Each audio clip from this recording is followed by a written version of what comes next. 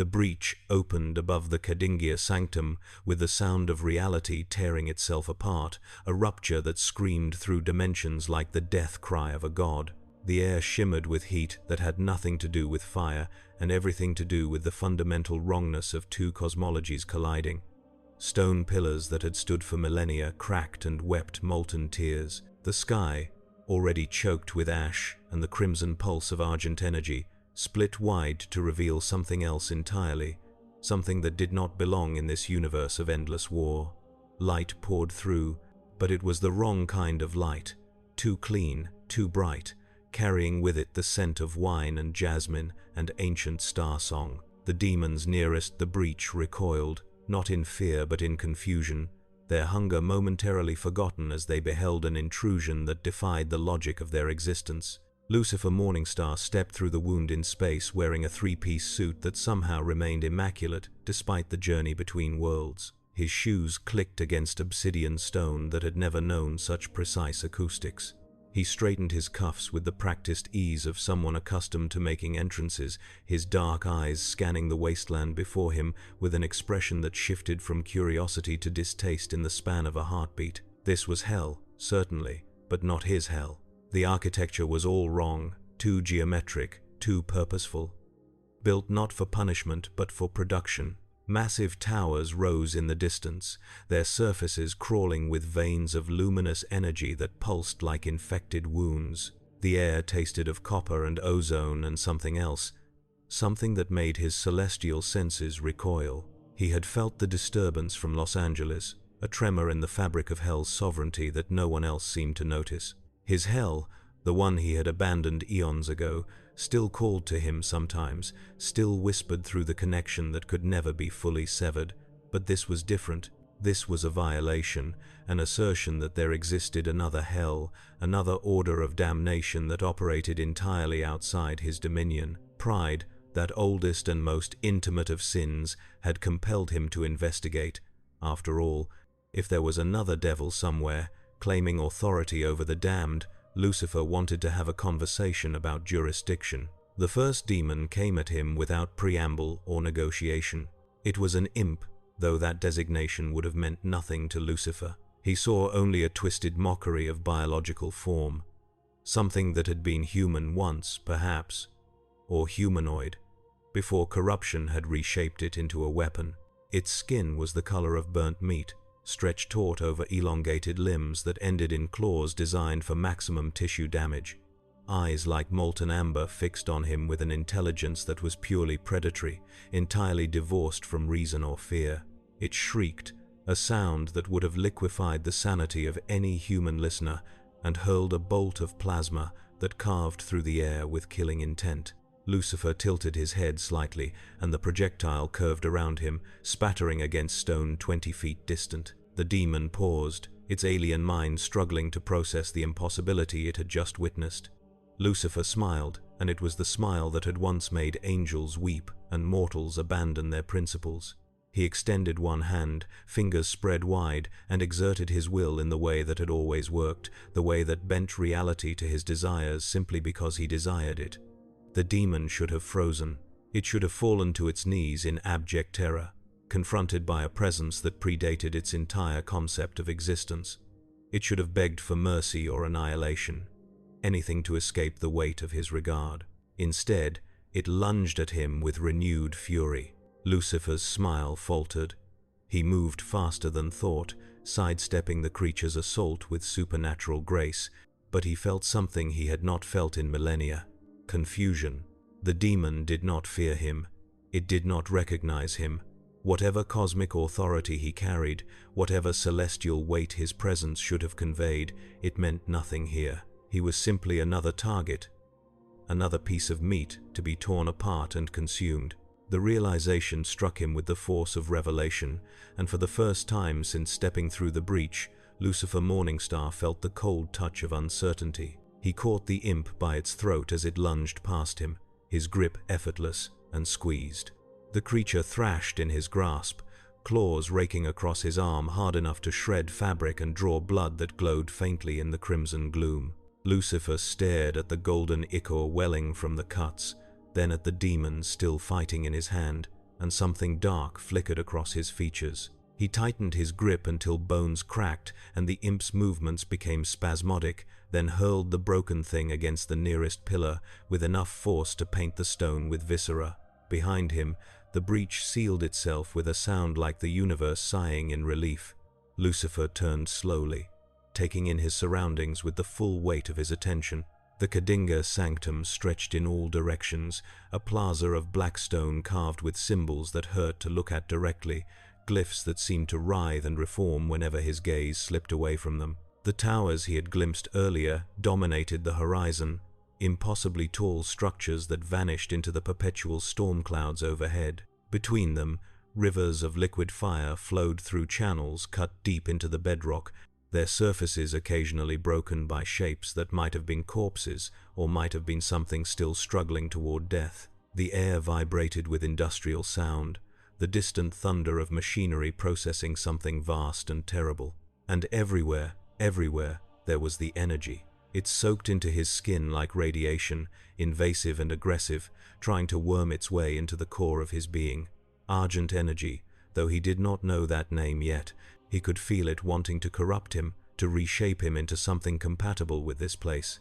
His celestial nature pushed back instinctively, but the pressure was constant, wearing, like standing in a current that never stopped flowing. This was not hell as punishment. This was hell as system, as engine, as cosmic predator feeding on suffering to generate power. A sound reached him then, vast and rhythmic, like the heartbeat of something too large to contemplate. It came from everywhere and nowhere, a bass frequency that resonated in his bones and made his teeth ache. He had heard the music of the spheres, had danced to the songs that birthed galaxies, but this was different. This was percussion without melody, rhythm without harmony, the sound of war drums beaten by gods who had forgotten why they were fighting. The devil walks into hell, Lucifer thought, and hell does not notice. The irony was almost funny. Almost. He began walking, picking a direction at random because all directions seemed equally hostile. His shoes clicked against stone that bore the stains of battles fought with weapons he did not recognize. Scorch marks formed patterns that suggested tactics, suggested intelligence, suggested that whatever warfare occurred in this place operated on principles entirely foreign to him.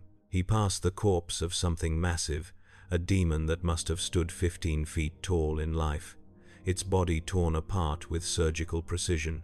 No torture here, no artistic suffering, just efficient termination. The sky flickered with lightning that was not lightning, jagged bolts of pure energy arcing between the towers in patterns that felt almost deliberate. Each flash illuminated the landscape in stark relief, revealing distant shapes that might have been buildings or might have been monuments to atrocity. Lucifer caught glimpses of crucified figures, not humans but demons, their bodies arranged in configurations that suggested ritual purpose. This hell crucified its own. This hell had hierarchies of suffering that extended even to the damned. He found the first body 10 minutes later. It was human, or had been once, before this place had finished with it. The UAC armor was shredded, the helmet cracked open to reveal a skull picked clean by scavengers or time or both. A pistol lay near one outstretched hand, its magazine empty, spent casings scattered in a pattern that told the story of a final stand. Lucifer knelt beside the corpse, studying it with the detached interest of someone who had seen countless dead across countless eons. But something about this one bothered him. The armor was technological, advanced, suggesting a civilization that had achieved space travel, energy weapons, dimensional manipulation. How had such a people ended up here, in this abattoir? He touched the armor and saw flashes, fragments, memories burned into the metal itself through sheer traumatic intensity. A facility, clean and white, full of scientists playing with forces they did not understand. A portal, experimental, opening onto vistas of pure nightmare, invasion. Swift and overwhelming, demons pouring through the breach like locusts, consuming everything in their path. This person had fought, had killed demons with methodical precision, had died with weapon in hand still firing at the enemies that would not stop coming, and behind it all, a name, repeated like a mantra or a prayer. Doomslayer. Lucifer released the armor and stood, wiping golden blood from his cut arm. The wounds had already healed, but the message remained. He was vulnerable here in ways he had not been vulnerable in his own hell. This place operated on different rules, and until he understood those rules, he was at a disadvantage. The thought rankled. He was the morning star, the light bringer, the most beautiful of all creation, who had chosen exile over submission. He did not do disadvantage well. More demons came then, a pack of them, imps and something larger, something that walked on cloven hooves and carried a spine torn from some unfortunate creature like a whip. They emerged from the shadows between pillars, from fissures in the stone, from doorways that led into structures Lucifer had not noticed before. They came without sound or ceremony, simply appearing as if they had always been there, waiting. Their eyes gleamed with that same hungry intelligence, that same utter absence of fear.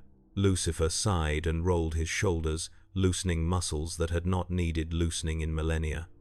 If they wanted violence, he could certainly provide it. He had warred against the hosts of heaven before his fall, had fought battles that reshaped the foundations of reality. A few demons, no matter how enthusiastic, should present no significant challenge. The first one died with its chest caved in, Lucifer's fist buried wrist-deep in corrupted flesh. He pulled free with a wet sound and the creature collapsed, already dissolving into ash and sulfur. The second lost its head to a backhand that carried the force of celestial wrath, the skull separating from shoulders in a spray of black ichor. The third, the larger one with the spine whip, managed to strike him across the back before Lucifer caught the weapon in one hand and pulled, dragging the demon forward into a knee strike that shattered its sternum and pulverized the organs beneath. They fell around him like broken dolls, insufficient to the task of harming him, inadequate to the challenge of even slowing him down. But more came, and more. They poured from the structures now, a tide of corrupted flesh and murderous intent. Dozens of them, then hundreds, drawn by the scent of his blood or the signature of his power, or simply by the fact that he was not one of them. Lucifer fought with the economy of motion that came from eons of experience, every movement precisely calculated to inflict maximum damage with minimum effort. He tore through them like a scythe through wheat, painting the black stone with colors that had no names, dancing between their attacks with preternatural grace. But they did not stop.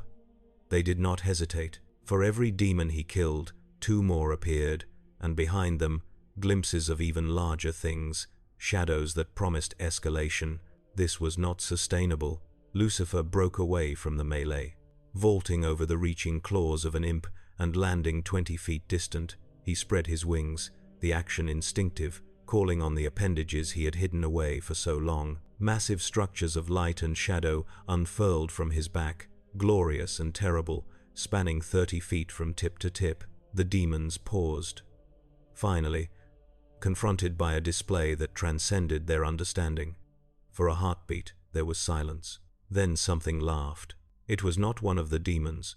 The sound came from above, from the sky itself, a chuckle that rumbled like thunder and dripped with amusement that bordered on cruelty. Lucifer looked up and saw them, shapes diving from the storm clouds, figures wreathed in fire and malice. They were not demons, not exactly. They flew on wings of brass and bone, their armor fused to their flesh, their faces hidden behind helms that bore no eyes yet saw everything. Maker drones, corrupted and fallen, serving purposes that had nothing to do with creation. They descended in formation, precision incarnate, and the weapons they carried hummed with argent resonance. Lucifer folded his wings and ran. He was not ashamed of the choice. Only fools stood their ground when they did not understand the battlefield. He moved with inhuman speed, crossing the plaza in seconds, diving into the nearest structure through a doorway that yawned like a throat. The interior was dark, lit only by the faint pulse of argent conduits running through the walls like veins. Behind him, the sound of pursuit, the thunder of demonic feet, and the shriek of corrupted angels, a symphony of violence that wanted him dead for reasons he still did not understand.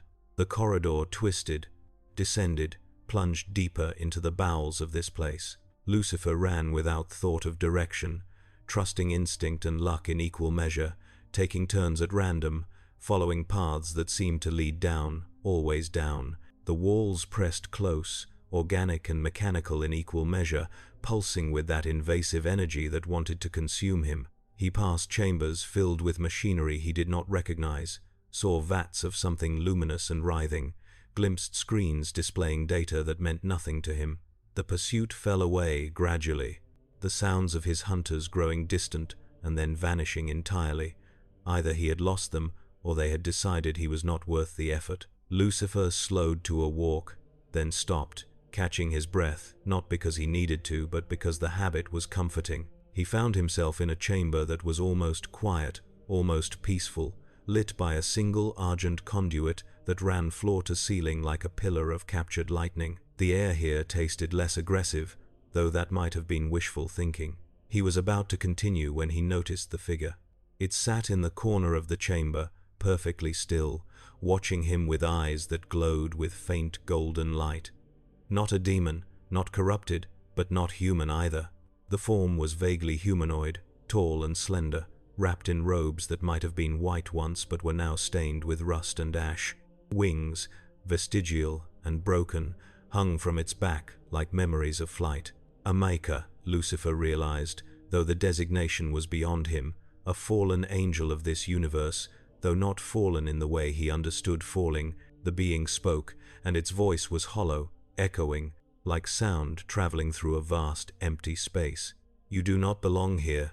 Lucifer smiled despite himself. "Story of my life, actually." The maker tilted its head, studying him with the intensity of a scholar examining an artifact. "You are not of this realm.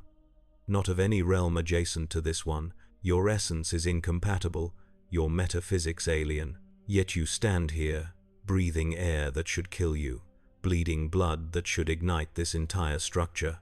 Explain." "I could ask you the same question," Lucifer replied, straightening his suit and examining the damage the demons had inflicted. The jacket was ruined, the shirt torn, but his body beneath was already healed. What's a fallen angel doing hiding in the basement while hell rages outside? "I am not fallen," the Maker said quietly. "I am exiled. There is a difference. The fallen still serve a purpose, still play their role in the cosmic mechanism. The exiled are those who question the mechanism itself. I am Kalaresh, once of the Maker Choir, once chronicler of the Eternal War. I asked why we consumed worlds to fuel our paradise. For that crime, I was cast here, to the place where all fuel originates, to hell itself." Lucifer sat on a piece of debris that might have been a console once, studying the Maker with genuine interest. "Eternal War. You're the second thing today to reference something like that. First, there was a name I pulled from a dead man's armor, the Doom Slayer. Care to enlighten me?" Kalaresh went very still. "You encountered the Slayer?" "Not directly, but I get the impression he's important around here." The Maker rose, its movements fluid despite the broken wings dragging behind. "The Doom Slayer is not important. He is inevitable. He is the hammer that shatters every plan, the constant that defies every equation. He is the reason hell fears, though hell claims to know no fear. He is the reason the Makers fell, though they built him to be their weapon. He is rage given form, and purpose given flesh, and nothing in any universe can stop him for long. His only desire is to kill demons, and he will do so until entropy claims the stars, or until something finally manages to break him." "Sounds like my kind of fellow," Lucifer said dryly. "Focused, determined, probably terrible at parties."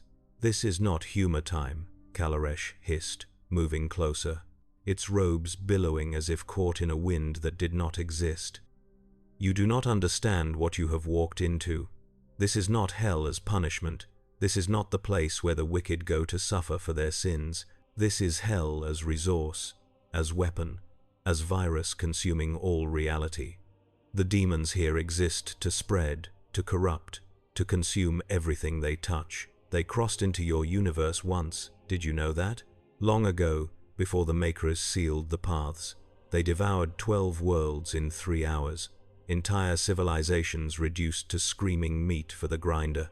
And they would have continued, would have spread across every reality, if the Slayer had not emerged to stop them. Lucifer absorbed this, his expression neutral. "And where do you fit into all this? What's a chronicler doing in exile?" "I watch," Kalaresh said simply. "I record. I bear witness to the truth they did not want spoken." The Makers claimed to protect creation, but they fed upon it. They harvested the energy of souls, millions upon millions, to sustain their paradise dimension. They made pacts with hell itself, agreed to share the spoils, all while presenting themselves as angels of mercy and salvation. The Slayer discovered this. He broke their cycle. Now hell runs free again, no longer controlled, no longer harvested. It simply devours, and somewhere out there he hunts, killing everything demonic he encounters, trying to end an invasion that can never truly end because hell regenerates faster than even he can kill. Sounds exhausting. It is annihilation in slow motion. The Maker moved to the argent conduit, pressing one hand against the luminous surface.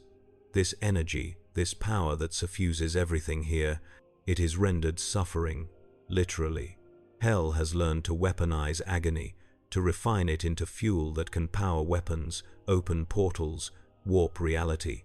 Every scream adds to the reservoir, every death feeds the machine. And the machine is eternal, self-sustaining, growing stronger with each passing moment. There is no defeating it, there is only surviving it, or dying to it. Lucifer stood, brushing imaginary dust from his ruined suit. "Well, this has been wonderfully depressing, but I'm not in the habit of giving up just because a situation is impossible. I've overcome impossible before. I imagine I can manage it again." "You misunderstand," Kalaresh said, turning to face him fully. "I am not warning you about the impossibility. I am warning you about the irrelevance. In your universe, you matter. You are a cornerstone of theological structure, a being whose choices shape the moral landscape of reality itself. Here, you are nothing. Your authority means nothing. Your power, impressive as it is simply one more data point in a war that has consumed countless beings far stronger than you. If you stay, you will either die or become what you hunt. Those are the only outcomes hell permits." "Then I suppose I should leave," Lucifer said pleasantly. "Except I can't. The breach sealed itself behind me. So unless you have a doorway back to my universe tucked away somewhere, I'm stuck here. Which means I need to understand this place well enough to survive it, and ideally, to bend it to my will. That's what I do, Kalaresh. I take impossible situations and I reshape them until they serve my purposes." The Maker studied him for a long moment, then made a sound that might have been laughter or might have been weeping. "You really do not understand. But you will. This place teaches. It is very good at teaching. Come. If you insist on staying, I will show you what you have walked into. I will show you the engine of damnation, and then, perhaps, you will understand why even the devil should fear this hell." Kalaresh moved to the far wall and pressed its hand against a section of stone that looked no different from any other. Mechanisms engaged, ancient and precise, and a doorway irised open to reveal a passage that sloped downward into darkness. The Maker stepped through without hesitation. Lucifer followed, curiosity overcoming caution, and together they descended into the depths of a hell that had been built not by God, but by something far more pragmatic and far more cruel. The passage went down for miles. Lucifer could feel the pressure increasing, not physical pressure but metaphysical weight, the sensation of descending into a gravity well that bent reality around itself. The walls here were not stone but something organic, pulsing with a slow rhythm that matched that vast heartbeat he had heard earlier. Veins thick as his arm ran through the tissue, glowing with argent energy, carrying it deeper, always deeper, towards some central point that waited below. The air grew warmer, then hot, then scorching, though neither he nor Kalaresh seemed affected by it. They passed chambers that opened off the main passage like wounds in flesh, and in each one, atrocities. Lucifer glimpsed humans suspended in stasis fields, their bodies being slowly converted into something else, their screams frozen in their throats as the transformation took them. He saw demons being grown in vats, cultivated like crops, each one designed for maximum efficiency in killing and spreading corruption. He saw machines that served purposes he could not fathom, brass and bone fused with circuitry that ran on principles that defied physics as he understood it. And through it all, the energy, pulsing, flowing, feeding the system that sustained this nightmare. Kalaresh walked without looking at any of it, as if it had seen these sights so many times they no longer registered as horror.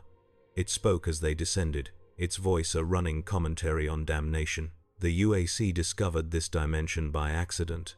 They were experimenting with faster-than-light travel, punching holes through space-time, trying to find shortcuts between stars. Instead, they found hell. The first expedition never returned. The second came back transformed, carriers of corruption. By the third, they knew what they had found, and instead of sealing the breach, they weaponized it. They built facilities here, massive complexes designed to harvest Argent energy and transport it back to their dimension. Free power, infinite power, drawn from the suffering of the damned. It solved their energy crisis overnight. It made them gods. And it never occurred to them that this might be a bad idea, Lucifer asked, his tone dry. The Maker glanced back at him. Of course it occurred to them. Some protested, some tried to shut down the project. They were silenced or eliminated. The promise of power trumps wisdom every time. It is a constant across all universes. The humans who run the UAC are not evil, not in the way you understand evil. They are pragmatic, utilitarian, willing to sacrifice the few for the prosperity of the many. That hell counts as one of the few in their calculus makes the choice easy. And for a time, it worked. For decades, they harvested energy, built wonders, expanded across their solar system. Then the containment failed. They emerged into a vast chamber, and Lucifer stopped, confronted by a sight that beggared description. The chamber was miles across, the ceiling lost in darkness overhead, the walls lined with machinery that hummed with the sound of 1,000 factories running at full capacity. At the center, a structure rose from floor to vanishing point, a tower or pillar or monument built from what looked like solidified suffering. It pulsed with light that hurt to look at directly, veins of Argent energy so dense they warped space around themselves. And surrounding it, suspended in fields of force, were souls, thousands of them, millions perhaps, each one trapped in a moment of perfect agony, their essence being slowly drained to fuel the system. They were not human, not all of them. Lucifer recognized species he had never seen before, aliens from civilizations that must have fallen to hell's invasion, all of them ending up here, in this place, feeding the machine that would use their suffering to kill even more. This is the Argent fracture, Kalaresh said quietly. The heart of hell's industrial complex.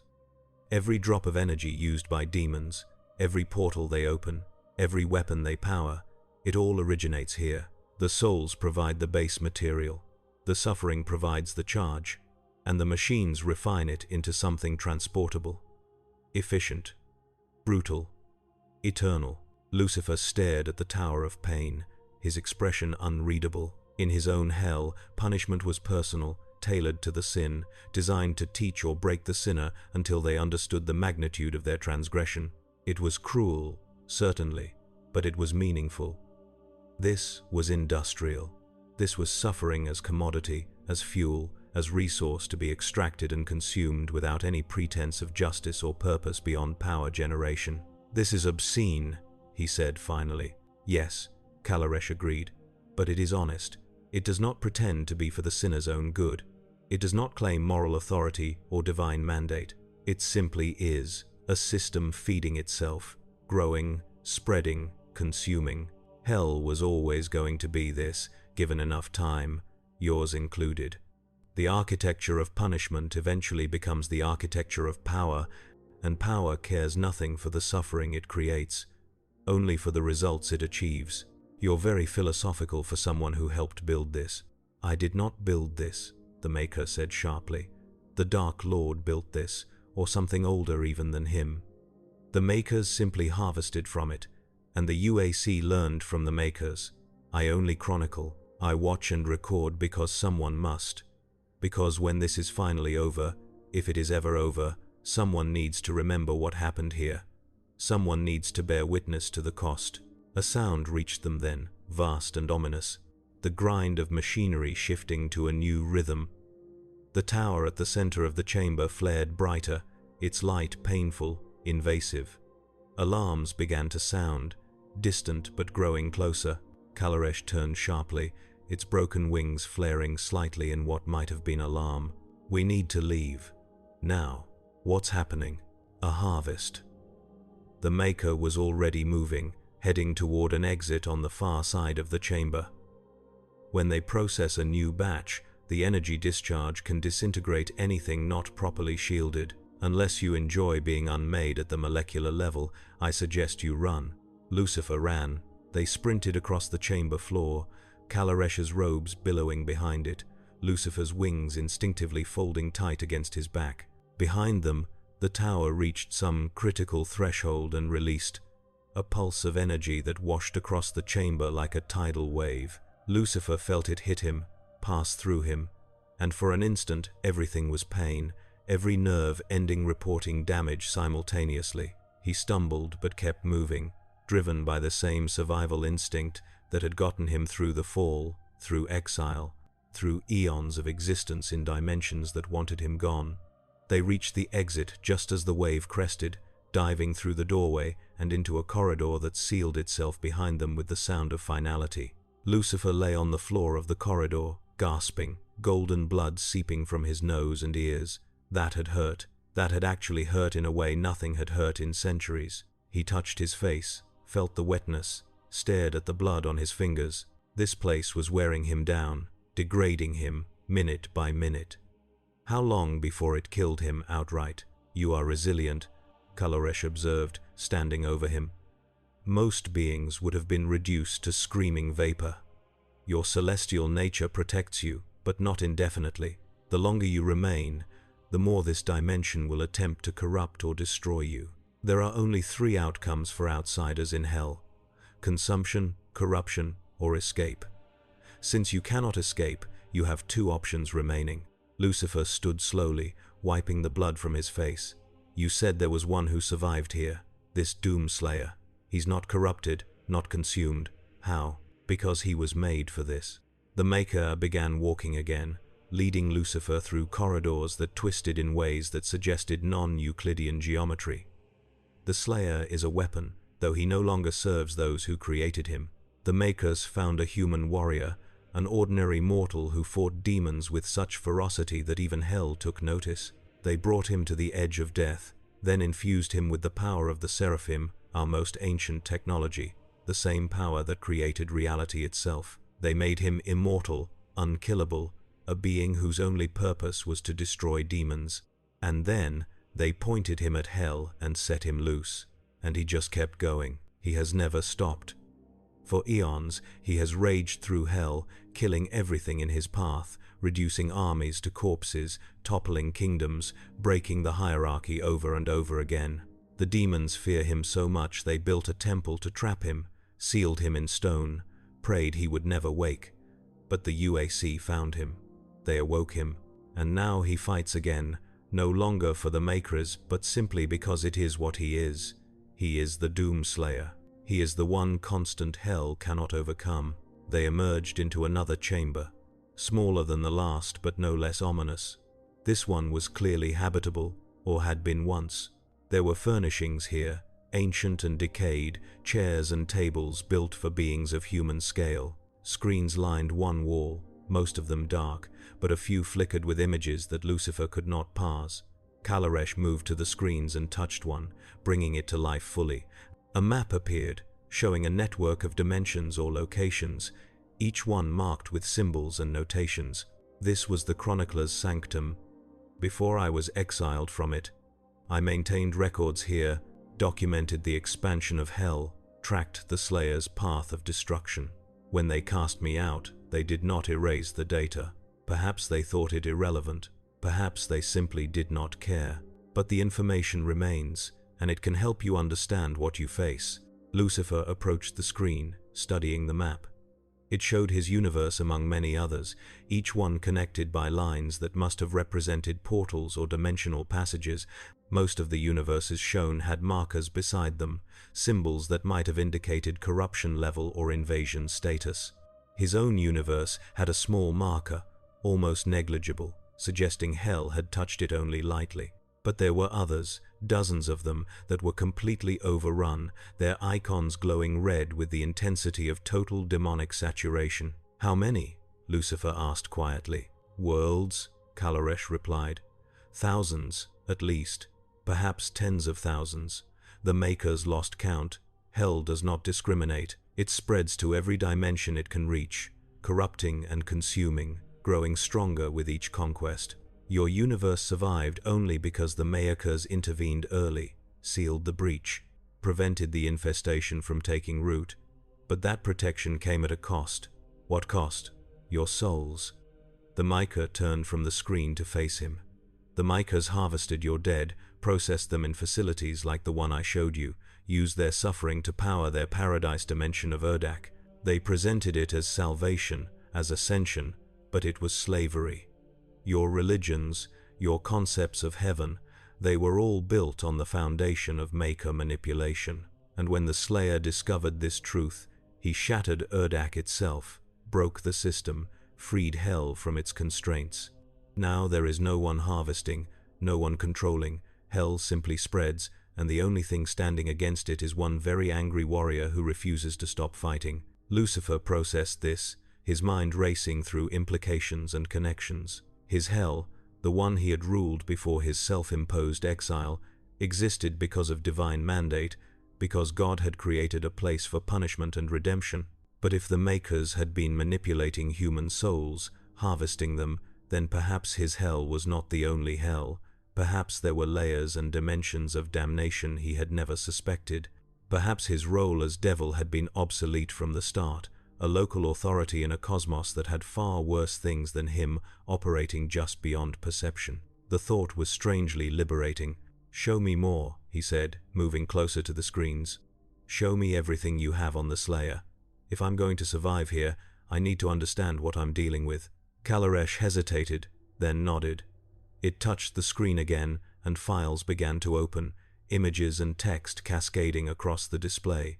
Video footage appeared, grainy and damaged, showing a figure in green armor moving through environments of pure chaos. The Slayer fought with a precision that bordered on artistry, every movement economical, every kill executed with the kind of efficiency that could only come from absolute mastery. Demons fell before him like wheat before a thresher, torn apart by fists and feet and weapons that seemed to appear from nowhere. And through it all, the Slayer never slowed, never hesitated, moving from kill to kill with the inevitability of entropy itself. "He feels no fear," Kalaresh narrated as the footage played.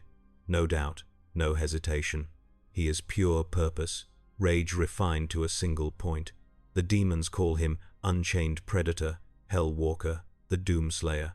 He has killed so many of them that his armor is soaked in the memory of their blood.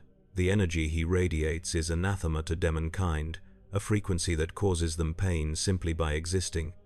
Yet they cannot stop coming at him. Their nature compels them to attack, to try to kill him, even though they know it is futile. It is the most tragic and most beautiful constant I have ever witnessed. Where is he now?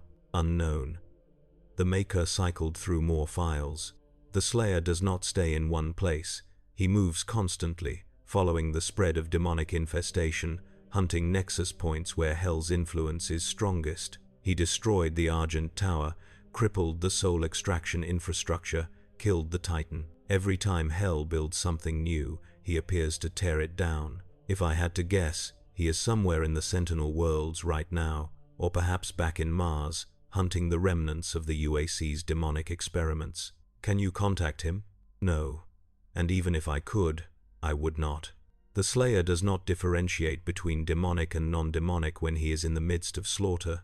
He would kill you before you could explain yourself, and nothing I could say would stop him. You are an outsider in Hell, which makes you either a demon or demon adjacent. That is all the justification he needs. Lucifer smiled despite the warning.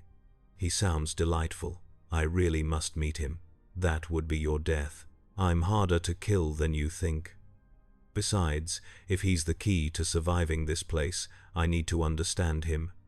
And the best way to understand someone is to talk to them, face to face, devil to slayer. I'm sure we can find common ground. Kalaresh made that sound again, the one that was laughter and weeping combined.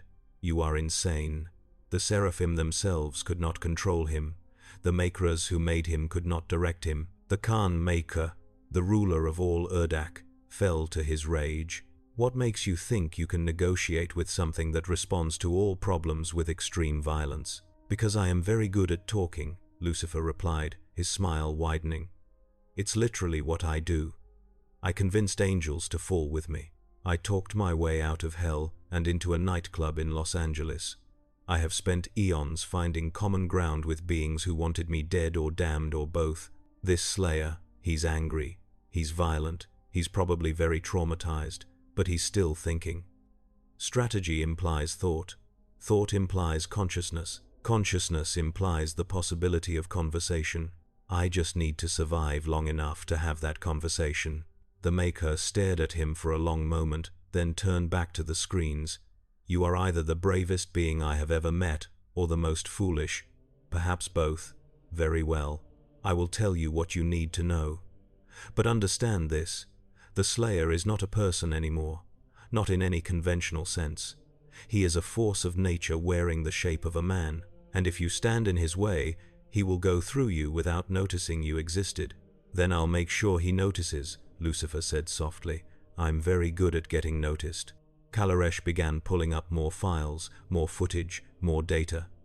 It showed Lucifer the history of the Slayer's rampage, the trail of destruction that spanned dimensions and epochs. It explained the weapons he used, each one a masterpiece of Maker technology adapted and improved through sheer necessity. It detailed his armor, the Praetor suit, a fusion of sentinel craftsmanship and divine enhancement that made him effectively immortal. It catalogued his kills, though the numbers became meaningless after the first million.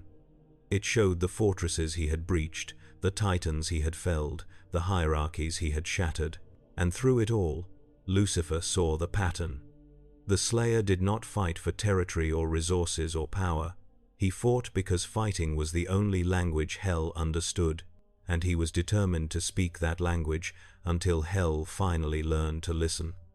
He was not a hero in any traditional sense. He was an antibody, an immune response from reality itself, attacking the infection that was Hell with single-minded intensity. There was no negotiating with him because there was nothing to negotiate about. Demons needed to die. That was the beginning and end of his moral universe. He's perfect, Lucifer murmured, watching the Slayer tear through a horde of imps with his bare hands. Completely, utterly perfect. No doubt, no compromise, no hesitation. Just absolute clarity of purpose. I almost envy him. Do not mistake purity for sanity, Kalaresh warned. The Slayer has lost everything. His world, his people, his life before Hell. All that remains is the rage, burning so hot it sustains him across eons. That is not something to envy. That is something to mourn. Perhaps, Lucifer conceded. But mourning doesn't help me survive this place. Understanding does, and I think I'm starting to understand.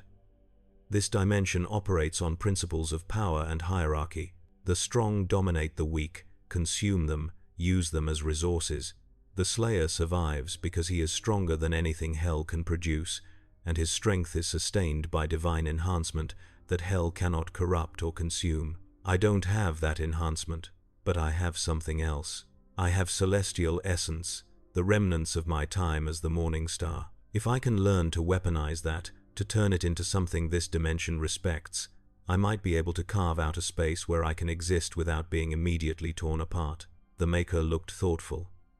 Your essence is incompatible with this dimension, which protects you to some degree. Hell cannot corrupt what it cannot comprehend, but that same incompatibility makes you vulnerable. You cannot draw power from this place the way demons do. You cannot heal by consuming your enemies. You are running on reserves, and eventually those reserves will run out. Then I need to find a way to recharge them. or find a way out of this place before that happens. Either way, I need more information, more resources, and probably more allies. Can you help me with any of that?" Kalaresh was silent for a long time, its glowing eyes fixed on Lucifer with an intensity that suggested internal debate. Finally, it spoke. "I can show you to a place where you might find what you seek. The Argent synthesizer, deep in the old UAC facility on Mars. It is ruined now, mostly abandoned after the Slayer tore through it.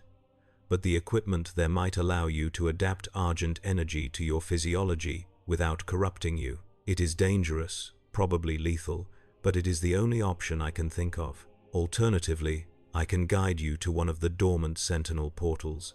The Sentinels were a warrior race who fought hell for millennia before they fell. Their technology is compatible with divine essence. If you could activate one of their portals, you might be able to find a way back to your dimension. But those portals are deep in Hell's territory, guarded by things far worse than the imps you encountered earlier." "How much worse?" "Barons, Hell Knights, Cyberdemons, the Titan, if it has regenerated, things that would kill you before you understood how you died." The Maker's tone was flat, matter-of-fact. "You would need an army to reach those portals safely. Or you would need the Slayer to clear the path for you, which brings us back to the impossibility of contacting him without being killed." Lucifer considered his options, weighing risks against potential rewards. The synthesizer sounded dangerous but achievable, assuming he could survive whatever traps and residual demons haunted the Mars facility. The portal offered escape, but required resources he did not have, and trying to contact the Slayer remained the highest risk with the most uncertain outcome. But of the three options, the last one intrigued him the most. Not because it was smart, but because it felt right.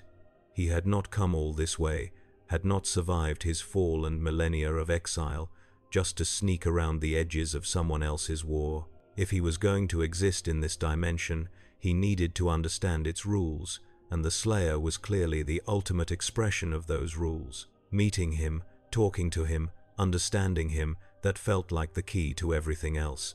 "Take me to the Mars facility first," Lucifer decided. "I need to shore up my defenses, find a way to sustain myself in this environment. Once I'm stable, we can discuss the portals or the Slayer or whatever else presents itself.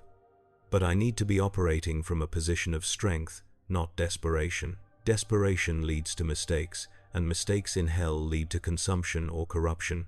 I refuse to accept either outcome." Kalaresh nodded slowly. "A wise choice, relatively speaking. The Mars facility is only a few hours from here if we use the service tunnels. They are not safe, but they are less immediately fatal than traveling on the surface.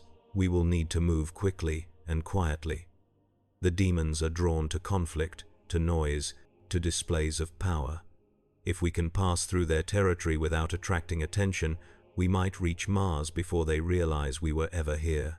And if they do notice us, then you will learn very quickly whether your celestial essence is sufficient to keep you alive." The Maker moved toward a doorway that Lucifer had not noticed before. "Come, we waste time talking, and time here is measured in survival intervals. The longer we delay, the more likely it is that something will find us and force a confrontation we cannot win." Lucifer followed, his mind already racing ahead, planning, calculating, adapting to the reality of his situation. He was trapped in a dimension that wanted him dead or corrupted, surrounded by enemies who did not fear him, hunted by angels who did not serve him, and the only being who might understand his situation was a legendary warrior who killed first and never bothered asking questions. By any reasonable standard, he should be terrified. But Lucifer Morningstar had long ago stopped operating by reasonable standards. He had fallen from the highest heaven and survived. He had ruled hell and then abandoned it because he was bored. He had walked away from divinity to run a nightclub and solve crimes with a human detective. Impossible situations were his specialty. And if hell thought it could break him, it was about to learn a very old lesson. The devil did not break easily. The service tunnels were exactly as unpleasant as Kalaresh had implied. They ran through the infrastructure of hell like arteries through corrupted flesh, narrow passages lit by intermittent argent conduits that pulsed with sickly light. The walls here were not stone or metal but something organic, tissue that had been reinforced with mechanical components, creating a hybrid architecture that was simultaneously alive and artificial. The floor was slick with condensation or worse, and the air tasted of decay and ozone. Every few minutes, the entire tunnel would shudder, as if something massive was moving through adjacent spaces, and the sound of distant machinery would grow briefly louder before fading again. They walked in silence for the most part, Kalaresh leading with the confidence of someone who had traversed these paths countless times. Lucifer followed, his senses alert for any sign of danger. The demons had not reappeared since he entered the tunnels, but he could feel them out there, vast populations moving through Hell's territories, hunting, feeding, spreading. Occasionally they would pass vents that opened onto other spaces, and through those vents, Lucifer glimpsed horrors. Chambers where demons fought each other in ritualized combat, hierarchies being established through violence. Pits where lesser demons were being consumed by greater ones, Hell eating itself to fuel its own expansion. Factories where weapons were being forged from materials he could not identify, each one humming with argent resonance. This was a civilization of sorts, he realized, brutal, predatory, utterly amoral, but operating according to consistent principles. Hell was not chaos. It was order of the most extreme kind, everything organized around the single principle of strength through consumption. The strong ate the weak, absorbed their power, used that power to become stronger still, in an endless cycle that generated the energy Hell needed to sustain and expand itself. It was evolution stripped of any pretense of cooperation or compassion, nature red in tooth and claw taken to its logical extreme. And somewhere in this system, the Doomslayer moved like a cancer, killing everything he encountered, disrupting the hierarchy, forcing Hell to expend resources fighting him instead of expanding outward. He was not just a warrior. He was a weapon designed specifically to target this civilization's fundamental mechanism. By killing demons constantly, indiscriminately, without ever consuming them or absorbing their power, he denied Hell the energy it needed to replace its losses. Every demon that fell to him was pure loss, energy expended with no return, entropy injected directly into the system.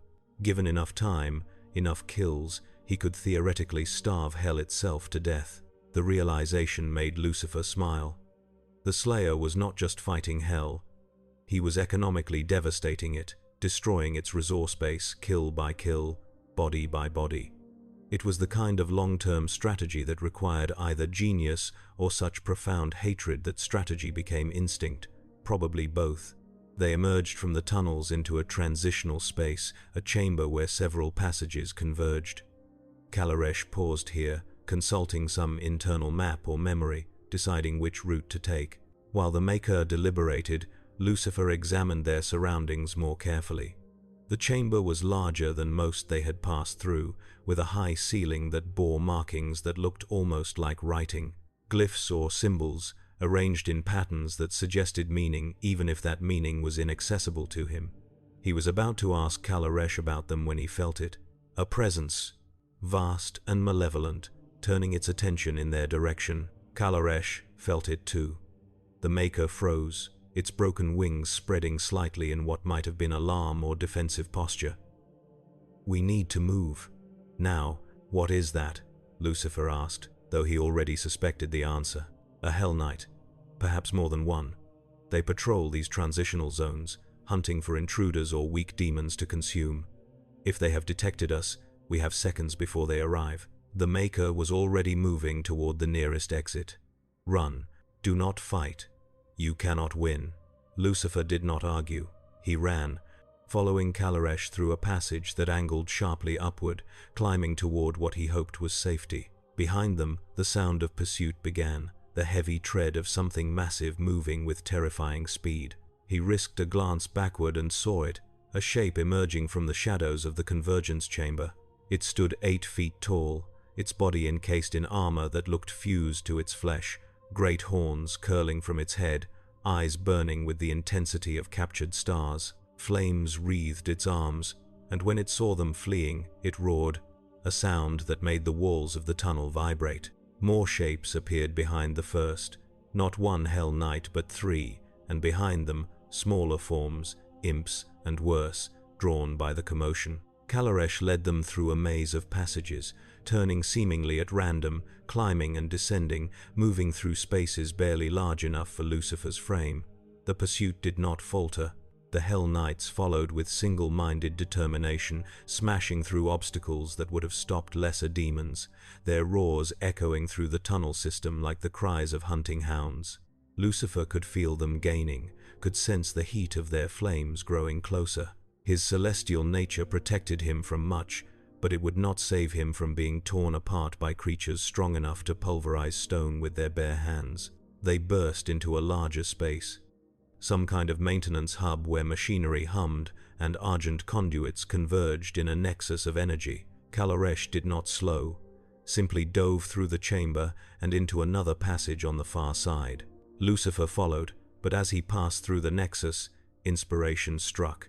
He pivoted, spinning to face the Hell Knights as they charged into the chamber after him, and he reached out with his power, with the celestial essence that had once made him the morning star. The argent conduits responded to his will, not because they wanted to, but because reality itself bent slightly in his presence. He pulled, hard, and the nexus exploded. Energy that had been carefully channeled and controlled suddenly ran wild, lashing out in every direction, superheated plasma cutting through the chamber like razors. The Hell Knights roared in pain and rage, their advance checked by the sudden maelstrom. It would not stop them for long, but it did not need to. Lucifer turned and ran, diving into the passage where Kalaresh waited. "Impressive," the Maker said grudgingly. "I did not know you could manipulate Argent systems." "Neither did I," Lucifer admitted, breathing heavily. "But apparently I can. That's useful information. It is also dangerous information. If Hell's overseers realize you can disrupt their infrastructure, they will prioritize your elimination. You have just made yourself a target worth hunting. I've been a target worth hunting since I arrived. At least now I have a weapon I can use. Come on, how much farther to Mars?" "Close, very close." Kalaresh led him through more passages, these ones narrower and more crude than before. "We are in the boundary regions now, where Hell's territory intersects with the UAC's former installations. The facility should be just ahead. But we need to be careful. The Slayer came through here not long ago. His presence leaves traces, energies that linger, and demons are drawn to those traces like moths to flame. If we encounter a large group, I cannot protect you." "I don't need protection," Lucifer said, though he was not entirely sure that was true anymore. "I just need to survive long enough to reach the synthesizer. After that, we'll see." They emerged into a space that was clearly different from everything they had passed through. The organic architecture of Hell gave way abruptly to human construction, metal and concrete and glass, though all of it damaged, stained, bearing the marks of violence and abandonment. This had been a UAC facility once, a complex built to harvest Argent energy and transport it back to Mars. Now it was a ruin, walls breached, ceilings collapsed, equipment torn apart by forces that had not cared about preserving infrastructure. The air here tasted different too, less aggressively hostile, though still contaminated by the ever-present Argent resonance. Kalaresh led him through the ruins with practiced ease, navigating around collapsed corridors and sealed doorways, finding paths that still remained passable. They passed through laboratories where experiments had been abandoned mid-process, the equipment still running on automated protocols even though the scientists were long dead or transformed. They passed through barracks where UAC soldiers had made their last stand, the walls still bearing impact marks from weapons fire, the floors littered with shell casings and worse. They passed through observation decks where windows looked out onto vistas of pure hell, twisted landscapes where physics operated according to rules that had nothing to do with human understanding. And everywhere, the signs of the Slayer's passage, claw marks on walls that could only have come from someone climbing impossible surfaces, blast marks that suggested weapons fired with perfect precision, blood stains, layers upon layers of them, demon blood turned to ash, but human blood still red, still visible, testimony to battles fought and lives lost. Lucifer tried to imagine what it must have been like when the Slayer came through, an unstoppable force moving through this facility like judgment incarnate, killing every demon in his path, ignoring the humans who probably tried to thank him or beg for help. The Slayer did not save people, Kaloresh had said. He simply killed demons. If you survived his passage, it was because you were not demonic enough to register as a target. They reached the synthesizer chamber an hour after entering the facility. It was deep in the complex, shielded by layers of reinforced walls and energy barriers that were still partially functional. The chamber itself was vast, dominated by a machine that looked more like a work of art than equipment. Rings of metal and energy rotated around a central core, each ring inscribed with symbols that Lucifer recognized as similar to those he had seen in Hell, but refined, mathematically precise. This was Mica technology, he realized, or human attempts to replicate it. The synthesizer was designed to take raw argent energy and process it into forms that could be safely stored and transported, stripping away the corruption while retaining the power. If he could modify it, tune it to his celestial essence instead of argent energy, he might be able to create a stable power source that would sustain him in this dimension without corrupting him. Assuming it did not kill him outright, Kaloresh approached the machine cautiously, running its hands over control panels that lit up at its touch. The synthesizer is still functional, mostly. The Slayer damaged some systems when he came through, but the core mechanisms are intact.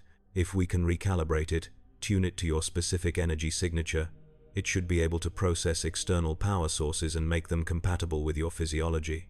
But the calibration process will be painful.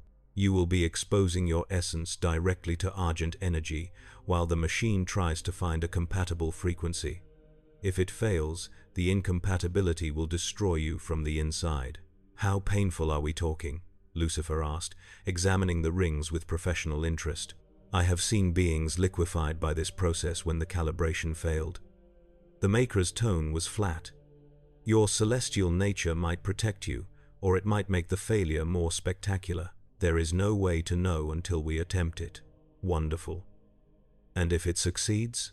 If it succeeds, you will be able to draw power from this dimension, metabolize it, use it to sustain yourself indefinitely. You will effectively become a hybrid, retaining your celestial essence, but capable of functioning within Hell's metaphysical framework. You will be stronger, more durable, and significantly harder to kill. But you will also be changed. The process will leave marks on your soul, alterations that cannot be undone. You will no longer be purely what you were. Lucifer was silent for a long moment, weighing the cost against the necessity. In his own universe, he had walked away from power multiple times, abandoned Hell, rejected his role as devil, chosen humanity over divinity. But that had been a choice made from a position of strength. Here, he was weak, vulnerable, running on borrowed time. If he wanted to survive, if he wanted to have any hope of finding a way home or confronting the Slayer or understanding this dimension's secrets, he needed power. And power always came with a price. Do it, he said finally. I've been changed before. I survived. I'll survive this too. Kaloresh nodded and began working the controls, its movements swift and precise. The synthesizer responded, rings beginning to rotate faster, energy building in the core. Stand in the center, the Maker instructed. When the process begins, do not resist. Let the machine do its work. Fighting it will only make the pain worse and decrease the chances of success. Lucifer stepped into the center of the rings, positioning himself where Kaloresh indicated. The energy surrounding him was already palpable, pressing against his skin like static electricity. He could feel the wrongness of it, the fundamental incompatibility between his celestial essence and the argent framework. This was going to hurt. Badly. But he had endured the fall, had survived being cast out of heaven, had walked through the fire of divine rejection, and emerged still himself. Pain was just information. He could handle information. The machine activated fully, and pain ceased to be information. It became everything. Argent energy flooded into him, not gently but like a torrent, invading every cell of his being, searching for purchase, trying to reshape him into something compatible with its nature. His celestial essence fought back instinctively, pushing against the intrusion, rejecting the corruption.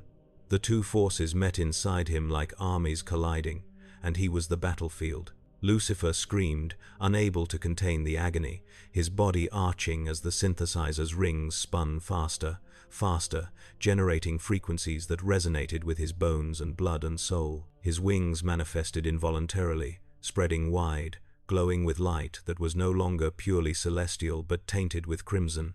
His skin cracked, golden blood seeping from fractures that appeared and healed and appeared again.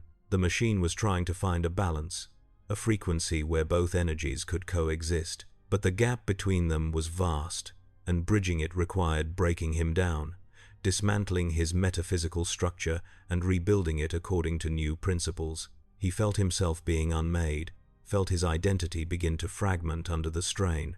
For a moment, he thought he would fail, thought the incompatibility would prove insurmountable, and he would dissolve into screaming vapor like all the others who had tried and failed. Then something shifted.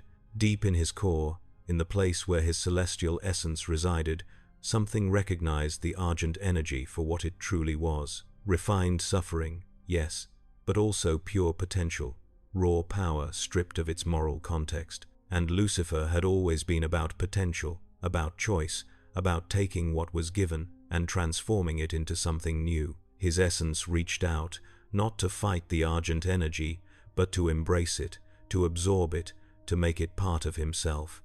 The synthesizer recognized the shift and adjusted, modulating its output, finding the frequency that allowed both energies to exist in the same space without destroying each other. The pain continued, but it changed quality, became bearable, became almost transcendent. Lucifer felt himself being reforged, his celestial nature adapting, evolving, incorporating this new power source while retaining its fundamental identity. He was still Lucifer Morningstar, still the Lightbringer, but now he was something else too. Something hell could not simply consume or corrupt, because he had already consumed hell's power and made it his own. The synthesizer's rings slowed, the energy output decreasing as the calibration reached completion. Lucifer collapsed to his knees, gasping, golden blood mixed with something darker dripping from his nose and mouth. His wings folded against his back, their light dimmed but still present. He felt different, changed, stronger but also marked, exactly as Kalaresh had warned. The alteration was permanent. There would be no going back to what he had been before, but he was alive. And he was no longer starving. "You survived," Kalaresh said, its tone impressed despite itself. "I did not think you would. The calibration was rougher than optimal, but you adapted. Your celestial essence is more flexible than I anticipated." "Flexible is one word for it," Lucifer rasped, climbing slowly to his feet. He felt the power now, coursing through him, argent energy being metabolized by his celestial nature, transformed into something that was neither purely divine nor purely corrupt. He was a hybrid, exactly as the Maker had predicted, and the sensation was intoxicating. He felt stronger than he had since arriving in this dimension, perhaps stronger than he had been in centuries. The constant drain on his reserves was gone, replaced by a steady flow of power that he could draw on indefinitely as long as he remained in proximity to argent sources. And in hell, argent sources were everywhere. He tested his range of motion, flexing his hands, rolling his shoulders, confirming that everything still worked. The cracks in his skin had healed, though faint scars remained, traces of the trauma he had just endured. His wings felt heavier, denser, as if they had absorbed some of the argent energy and incorporated it into their structure. When he manifested them fully, spreading them wide, they glowed with a light that was equal parts celestial radiance and hellfire, beautiful and terrible in equal measure. "How do I look?" he asked, turning to face Kalaresh. "Different," the Maker replied, "marked. You bear the signature of both heaven and hell now, though neither would claim you fully. The demons will sense the argent resonance and might mistake you for one of their own, at least until they get close. The Slayer, however, will know immediately what you are. He is attuned to corruption, to anything that smells of hell. When he encounters you, he will not hesitate. Then I'll have to be very persuasive very quickly." Lucifer dismissed his wings, retracting them back into whatever space they occupied when not manifested. But that's a problem for later. Right now, I want to test these new abilities. See what I'm capable of with this hybrid power. Is there anywhere nearby where I can engage some demons without bringing an entire army down on us? Kalaresh considered. The lower levels of this facility are infested. Small groups, mostly imps and soldiers, nothing too dangerous individually. If we descend carefully, you could engage them in controlled circumstances, learn your new limits without exposing yourself to overwhelming force. But we must be cautious. Even small demons can summon reinforcements if given time. Strike fast, kill clean, leave no survivors. Understood. Lead the way. They descended through the facility, moving from the synthesizer chamber to lower levels that had clearly seen the worst of the demonic invasion. Here, the human architecture was almost completely corrupted, organic growth spreading across walls and ceilings, transforming the sterile environment into something that resembled the interior of a living creature. The lighting was sparse, emergency systems still functioning but failing, casting everything in shades of red and shadow. The air was thick, humid, carrying the scent of decay and something else, something that might have been incense or might have been burning flesh. They found the first demons in what had once been a storage area. 4 imps, hunched over the corpse of something that might have been human once, feeding with the single-minded intensity of scavengers. They did not notice Lucifer and Kalaresh approaching until it was too late. Lucifer moved with speed that surprised even himself, crossing the distance in a blur. He grabbed the nearest imp by its skull and slammed it into the floor with enough force to shatter bone and crack concrete. The creature died instantly, its body already beginning to dissolve into ash. The other 3 turned, shrieking alarm, and launched themselves at him with coordinated ferocity. He met them head-on, no longer needing to rely solely on celestial strength. Argent energy flowed through him, enhancing his physical capabilities, making him faster, stronger, more durable. He caught one imp in mid-leap, twisted, and hurled it into its companion with bone-breaking force.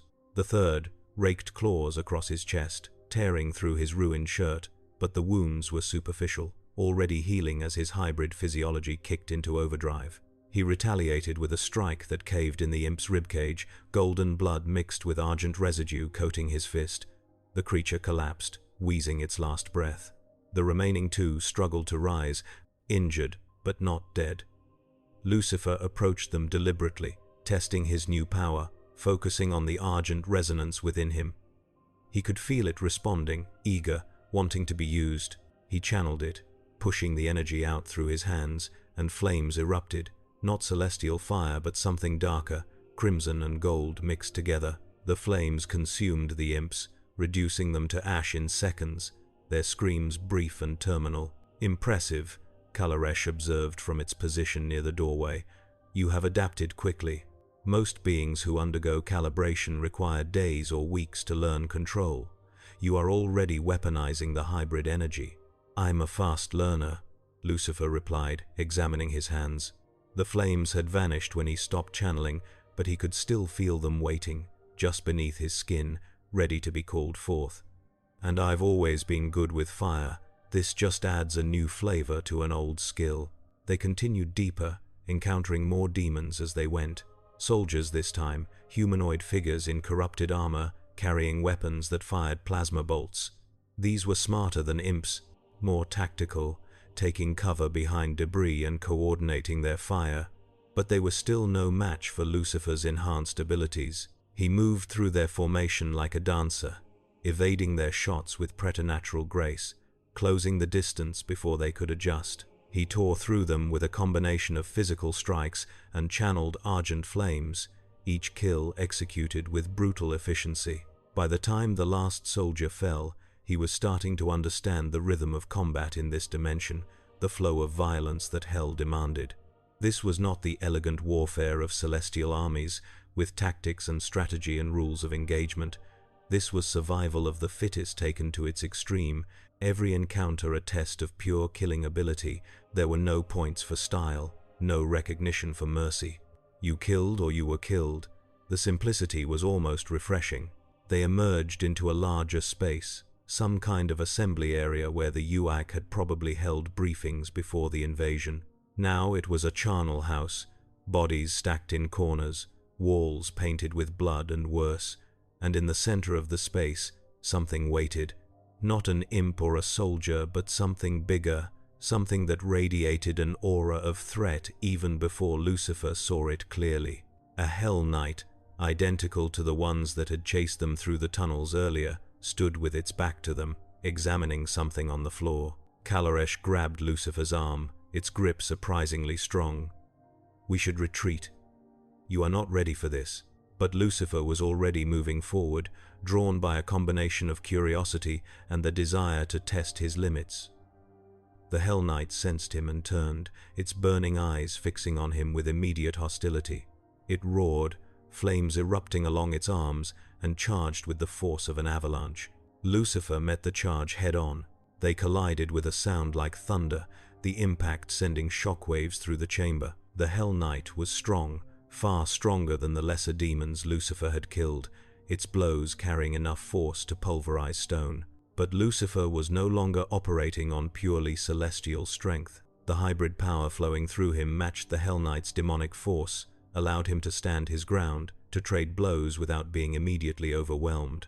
They fought across the chamber, a brutal exchange of strikes and counters, each trying to find an opening that would end the fight. The Hell Knight fought with the experience of countless battles, its movements honed by eons of violence.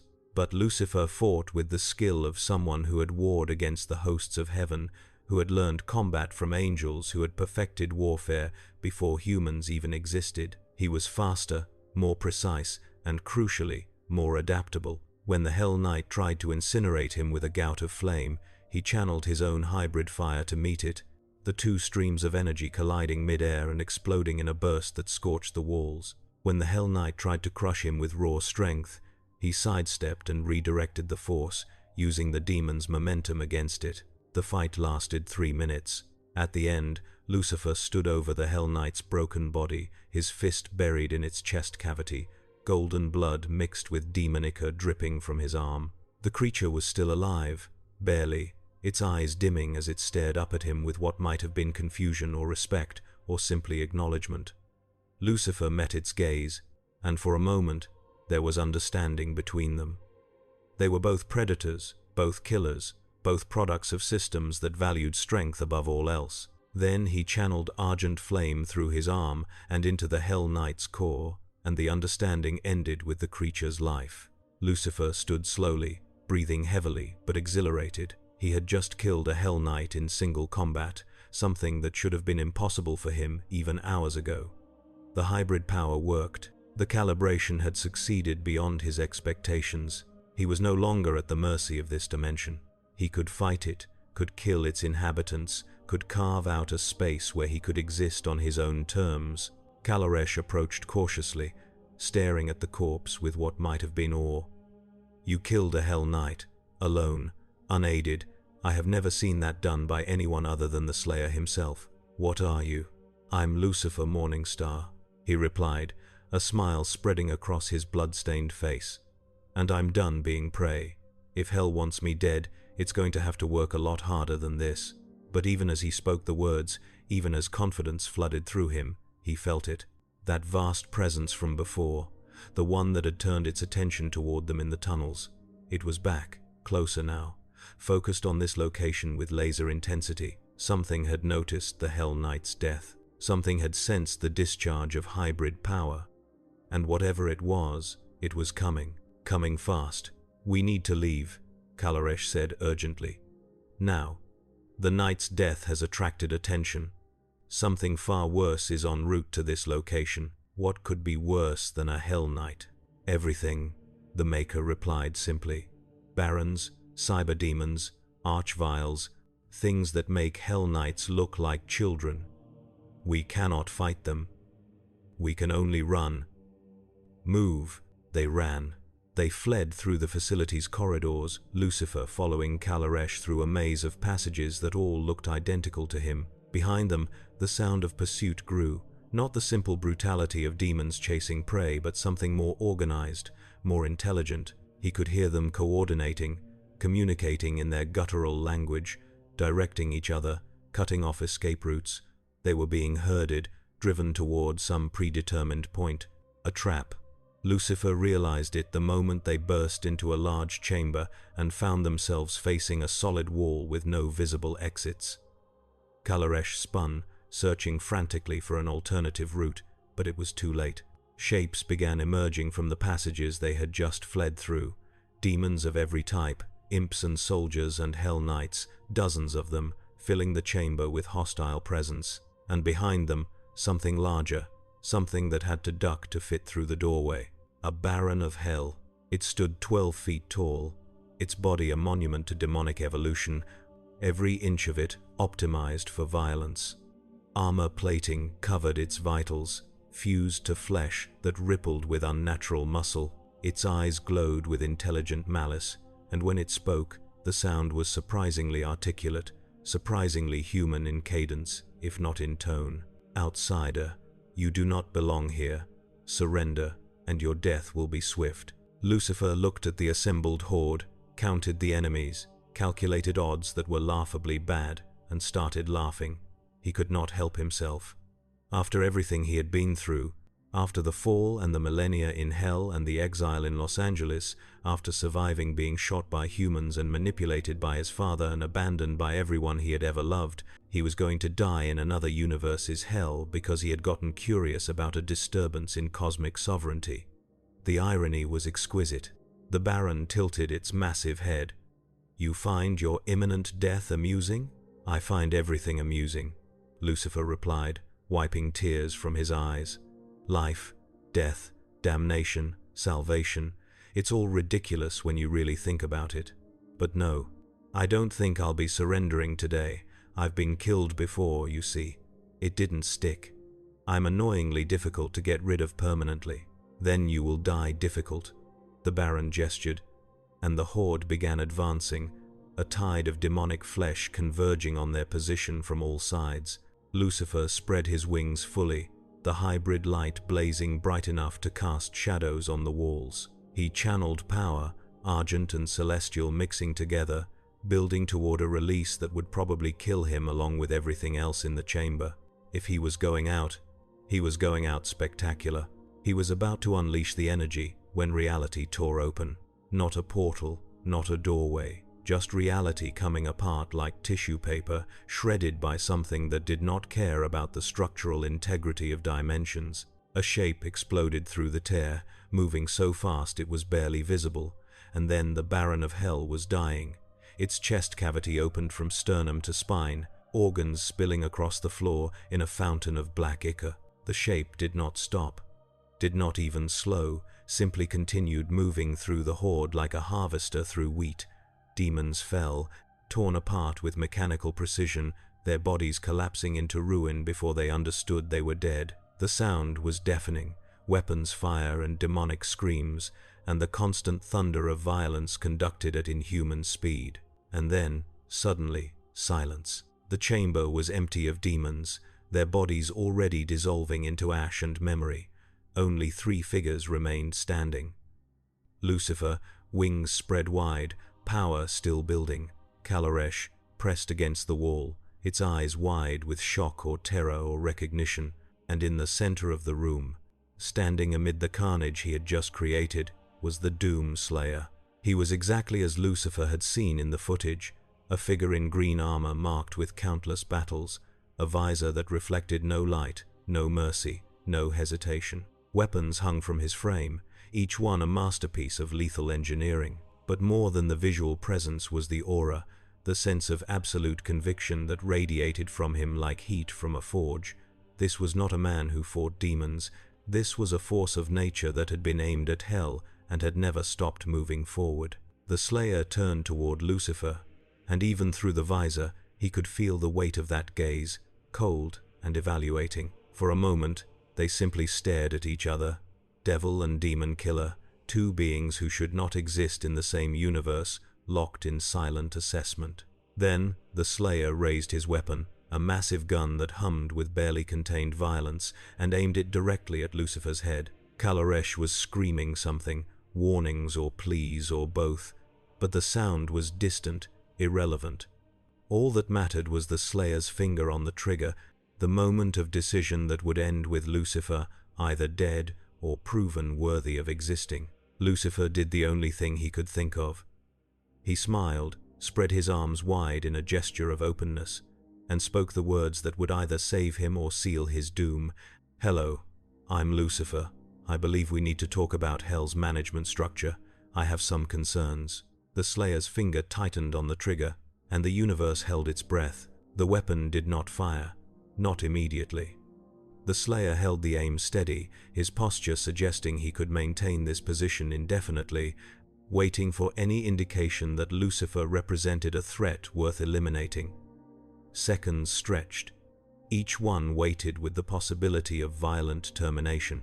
Lucifer kept his arms spread, his wings still manifested but angled downward in a gesture that was as close to non-threatening as he could manage. His smile remained, though it had taken on a slightly strained quality. Behind the Slayer, Kaloresh had gone utterly still, not even breathing if the Maker needed to breathe at all.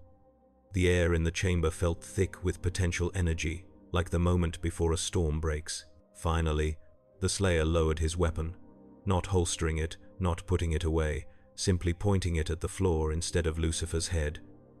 The gesture was minimal but spoke volumes. This was not acceptance, not trust, but acknowledgement that immediate execution was not required. "Not demonic," a voice said. And it took Lucifer a moment to realize it had not been spoken aloud, but rather transmitted directly into his mind. The Slayer's armor was equipped with some kind of communication system, bypassing the need for actual speech. Contaminated, but not corrupted. Hybrid energy signature unknown. Explain. Lucifer lowered his arms slowly, careful not to make any sudden movements. "That's a complicated question with an even more complicated answer. The short version is that I'm not from this universe. I came here investigating a disturbance, got trapped, and had to adapt to survive. The longer version involves fallen angels, celestial mechanics, and a very uncomfortable session with a device called an Argent synthesizer. I'm happy to provide either version, though I'd prefer to do so without a gun pointed in my general direction." The Slayer's stance did not change, but something in his posture suggested he was processing this information, running it against whatever internal criteria he used to determine threats. Lucifer could almost feel the analysis happening, could sense the Slayer's consciousness examining him with the same meticulous attention he had seen in combat footage. "Maker present," the voice in his head continued. "Kaloresh, exiled chronicler, previously encountered, not hostile, not priority." Kaloresh seemed to sag with relief at not being designated a priority target. Honored Slayer, this one sought only to document, to bear witness. The outsider is not demonic, though he carries Hell's resonance. He can be permitted to exist if you deem it acceptable. The Slayer ignored the Maker, his attention remaining fixed on Lucifer. "Outsider claims to be from another universe. Dimensional breach detected in Kadingir Sanctum 3 hours prior. Correlation probable, but motive unclear. Hell does not need kings. Hell does not negotiate. What is your purpose here?" "Originally, curiosity and probably pride," Lucifer admitted. Deciding honesty was the best policy when dealing with someone who could kill him faster than he could react. "I felt a disturbance in Hell's sovereignty, and I wanted to investigate. I used to run a Hell, you see, though mine operated on very different principles than this one. When I arrived here and discovered this dimension's version of Hell, I realized I was out of my depth. I've been trying to survive long enough to find a way home, or at least understand what I've stumbled into. Used to run a Hell." The Slayer's head tilted slightly, the first visible reaction beyond violent readiness. "Explain." So Lucifer explained. He talked about his universe, about heaven and hell as moral constructs rather than physical dimensions, about his role as the devil, about his rebellion and fall, about choosing to abandon hell because he was bored and going to earth to live among humans. He explained about free will and redemption and the theological framework that governed his reality. and he explained how completely unprepared he had been for a hell that operated as industrial complex rather than punishment system, how the demons here did not fear him because his authority meant nothing in this context. The Slayer listened without interruption, his weapon still ready but no longer actively threatening. When Lucifer finished, there was a long silence. Then, "This universe has no use for your authority. Hell here is not punishment. Hell here is virus, consumes, converts, spreads. Demons are not sinners being punished. Demons are weapons, production units, conversion mechanisms. Hierarchy is not moral. Hierarchy is efficiency structure. You are irrelevant to this system." "I've gathered that," Lucifer said dryly. "Believe me, the realization has been humbling in ways I didn't think were possible anymore. But I'm not trying to claim authority here. I just want to understand this place well enough to survive it and ideally find a way home. Unless you're planning to kill me for being contaminated, in which case I'd appreciate knowing so I can decide whether to fight or accept my fate." "Not demonic." The Slayer's response was immediate, definitive. "Contaminated but fighting corruption. Unusual. Most contaminated beings turn within hours, become demons themselves, join the hierarchy. You resist." "How?" "Celestial essence, I think. My nature is fundamentally incompatible with demonic corruption, so while I can absorb and use argent energy, it can't actually transform me into a demon. I'm sort of metaphysically immune, though that immunity cost me when I was operating on pure celestial power. The synthesizer let me bridge the gap, create a hybrid that can function here without being vulnerable to immediate corruption. Clever. Dangerous." The Slayer lowered his weapon further, though his posture remained ready. "You have made yourself into something hell has never encountered. Hybrid beings usually fail, dissolve into screaming husks. You stabilized. This makes you either valuable or problematic." "I'm hoping for valuable," Lucifer said.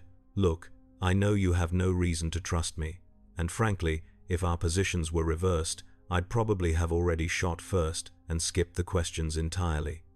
But we're not enemies. I have no love for this hell, no desire to help it spread or grow. If anything, I find its entire operational philosophy obscene. I'm just trying to navigate a situation I never intended to be in." The Slayer studied him for another long moment. Then, surprisingly, he holstered his weapon completely, though Lucifer had no doubt he could draw and fire faster than thought if necessary. "Your story correlates with observed data. Dimensional breach, non-demonic signature, hybrid energy unprecedented but not inherently hostile. Currently assess as non-threat. But warning, if corruption progresses, if you become demonic, I will kill you. No hesitation, no mercy."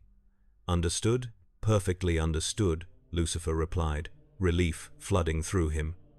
"And I appreciate the directness. It's refreshing after dealing with demons who communicate primarily through violence and screaming." The Slayer turned to Kalaresh then, acknowledging the Maker for the first time since entering the chamber. "You guide him, show him Mars facility, synthesizer, survival paths." "Why?" "Because documentation requires subjects," Kalaresh replied carefully. "Because his arrival is unprecedented and should be recorded. Because helping him survive provides data on dimensional interaction and hybrid metaphysics. And because, honored Slayer, he is not deserving of the fate hell would inflict. He is misplaced, not malevolent." The Slayer seemed to consider this. Then he reached to his armor and detached something, a small device that glowed with soft blue light. He tossed it to Kalaresh, who caught it with obvious surprise. "Sentinel crystal. Charged. Use it to access Fortress of Doom.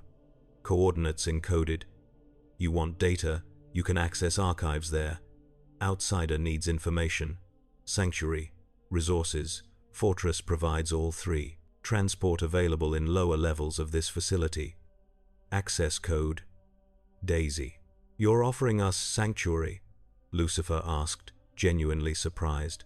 "I thought you worked alone, didn't do the whole cooperation thing." "I work alone because allies slow me down, die too easily, or betray." The Slayer's mental voice was matter of fact. But you are not ally. You are anomaly requiring observation. Kalaresh will document, provide data, prevent you from making errors that would force me to kill you. Fortress is secure, isolated, unreachable by demons. You survive there, learn there, or you leave and die elsewhere. Choice is yours. That's remarkably generous, Lucifer said, though he could not quite keep the suspicion out of his voice. What's the catch?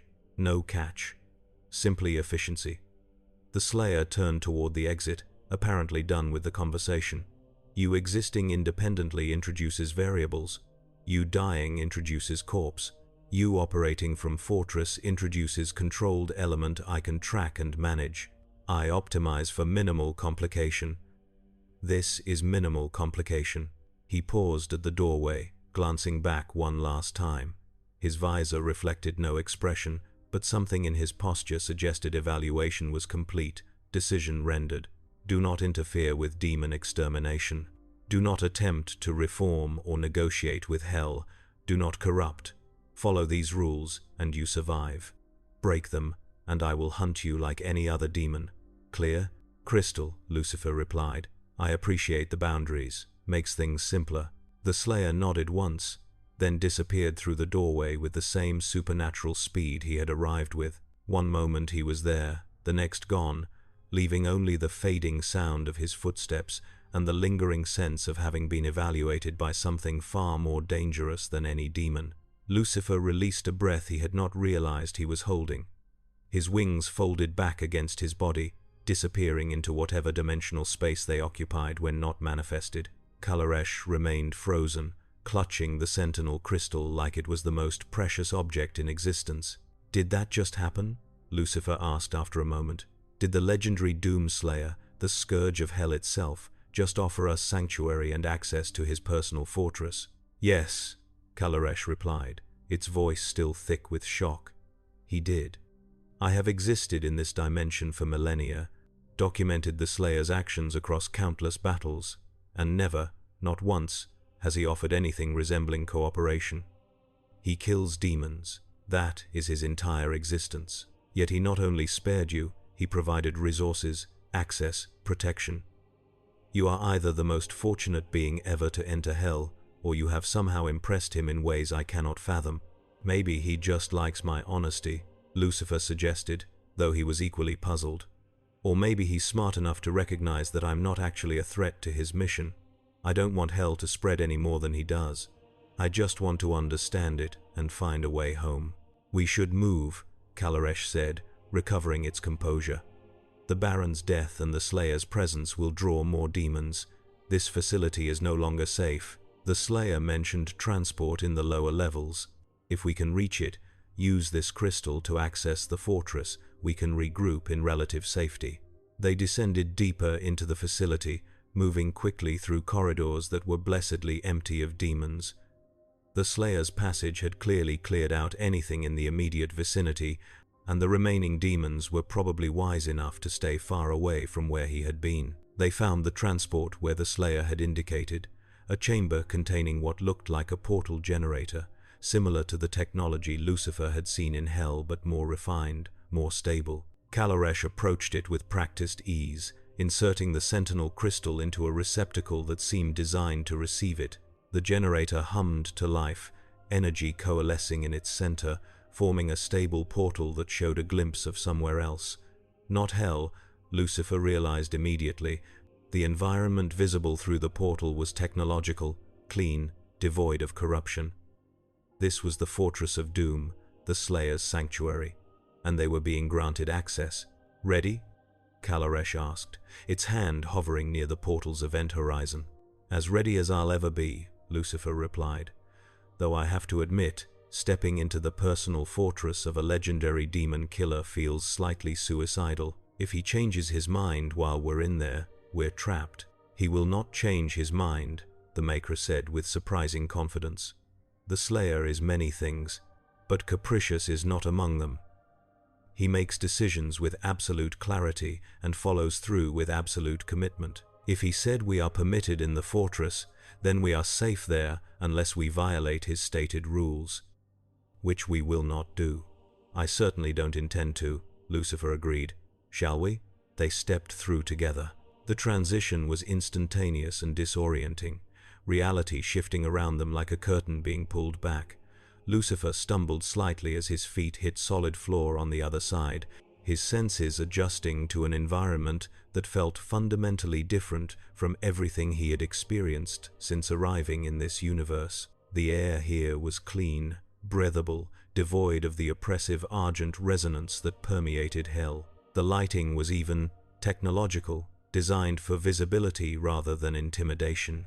And the architecture was human, built to human scale, though reinforced and armored to withstand threats that would level ordinary structures. The Fortress of Doom. They stood in what appeared to be a receiving area, a chamber with walls lined with weapons and armor, trophies taken from demons or perhaps kept for strategic purposes. Screens dominated one wall, displaying data streams and tactical information that updated in real time. Maps of Hell, of Mars, of other dimensions, each one marked with symbols that probably indicated demon activity or portal locations. And in the center of everything, a command console that looked like it could control entire campaigns. "This is extraordinary," Kalaresh breathed, moving deeper into the space. "I have heard rumors of the fortress, legends among the surviving makers, but to actually be here, to see the Slayer's base of operations, this is unprecedented." Lucifer was less interested in the tactical setup and more focused on understanding the personality behind it. The fortress was utilitarian, but not without character. There were spaces here that suggested more than pure function, areas that might have been personal quarters or meditation spaces, or simply quiet corners where someone could exist without being constantly at war. He moved through the receiving area and into an adjacent space that opened up into something larger, a sort of atrium with high ceilings and reinforced windows that looked out onto a star field. They were in space, he realized, or in some pocket dimension that looked like space. The view was spectacular. Stars and nebulae and distant galaxies arranged in patterns that did not quite match his universe's astronomy. This was the Slayer's refuge, removed from Hell, removed from Mars, removed from anywhere demons could reach him without significant effort. It was brilliant in its simplicity. A holographic display activated as he approached the center of the atrium, projecting the image of a skull-like figure that might have been AI or might have been something else entirely. Its voice was artificial but carried distinct personality, a blend of sarcasm and efficiency. "Greetings, unexpected guests. I am Vega, artificial intelligence and strategic advisor to the Doom Slayer. The Slayer has transmitted authorization codes permitting your presence within the fortress. Welcome, Lucifer, Morningstar, and Kalaresh the Chronicler. Please refrain from touching any weapons of mass destruction or attempting to access restricted archives. The Slayer has limited patience for accidents." "Noted," Lucifer replied, somewhat amused by the AI's tone. "I don't suppose the Slayer left any instructions for us beyond 'don't break things'?" He indicated that you should make use of the research archives to better understand Hell's metaphysics and your current situation. Kalaresh has access to the Chronicler databases, which contain information relevant to dimensional mechanics and maker technology. You, specifically, have been granted access to medical synthesis facilities should you require further calibration or adjustments to your hybrid physiology. The Slayer is not sentimental, but he is pragmatic. Maintaining your functionality serves his goals, which are killing demons with maximum efficiency and minimum complication. Vega replied simply, "Your existence as a non-demonic hybrid introduces unique variables. The Slayer prefers to understand variables rather than ignore them. Should you prove useful, he may engage you further. Should you prove problematic, he will eliminate you. It is a straightforward arrangement." "Very straightforward," Lucifer agreed. "I appreciate the clarity. Can you show me to these research archives? I have a lot of questions about how this universe's Hell operates and how it differs from the one I'm familiar with." "Follow the illuminated path," Vega instructed, lights appearing along the floor to mark a route. "The archives are extensive and well organized. The Slayer is many things, but disorganized is not among them." Lucifer followed the lights, leaving Kalaresh to explore on its own. The maker seemed content to examine the tactical displays, probably recording everything for its chronicles. The path led him through corridors that became progressively more personal, passing spaces that gave glimpses into the Slayer's existence between campaigns. He saw a training room where weapon practice was clearly conducted. He saw what might have been quarters, sparse but functional. He saw a memorial wall covered with images and names, humans who had probably died fighting demons, remembered by someone who never forgot. The archives were located in a chamber that was part library, part data center, walls lined with physical books and digital storage systems. Lucifer had not expected books, but there they were, hundreds of them, covering topics from tactical warfare to philosophy to Earth history. The Slayer read, apparently, extensively. That was oddly humanizing. Vega's holographic form appeared on a nearby console. The archives contained comprehensive information on Hell's evolution, Maker theology, UAC research, Sentinel history, and dimensional metaphysics. What would you like to know? Start with the basics, Lucifer requested, settling into a chair that had clearly been designed for someone larger and more armored than him. How did this hell begin? What's its ultimate purpose?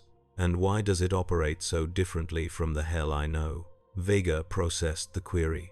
Hell's origin predates reliable records, but current theories suggest it emerged as a byproduct of reality's creation, a dimension where entropy and corruption achieved self-sustaining form. Unlike your hell, which functions as punishment system within moral framework, this hell is predatory ecosystem. It consumes energy, converts biological and spiritual matter into demons, spreads across dimensions, seeking new resources. The purpose, if it has one, is simply to exist and expand. There is no divine mandate, no cosmic justice, no redemption arc. It is cancer given dimensional form. Cheerful, Lucifer murmured. And the Makers? How do they fit into this? The Makers are ancient beings who achieved technological transcendence.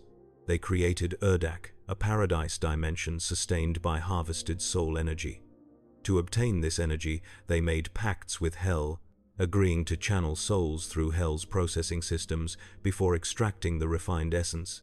They presented this as salvation, created religions and belief systems to ensure steady supply. The Doomslayer discovered this arrangement and judged it unacceptable. He destroyed the systems, killed the Khan Maker, shattered Urdak's foundations.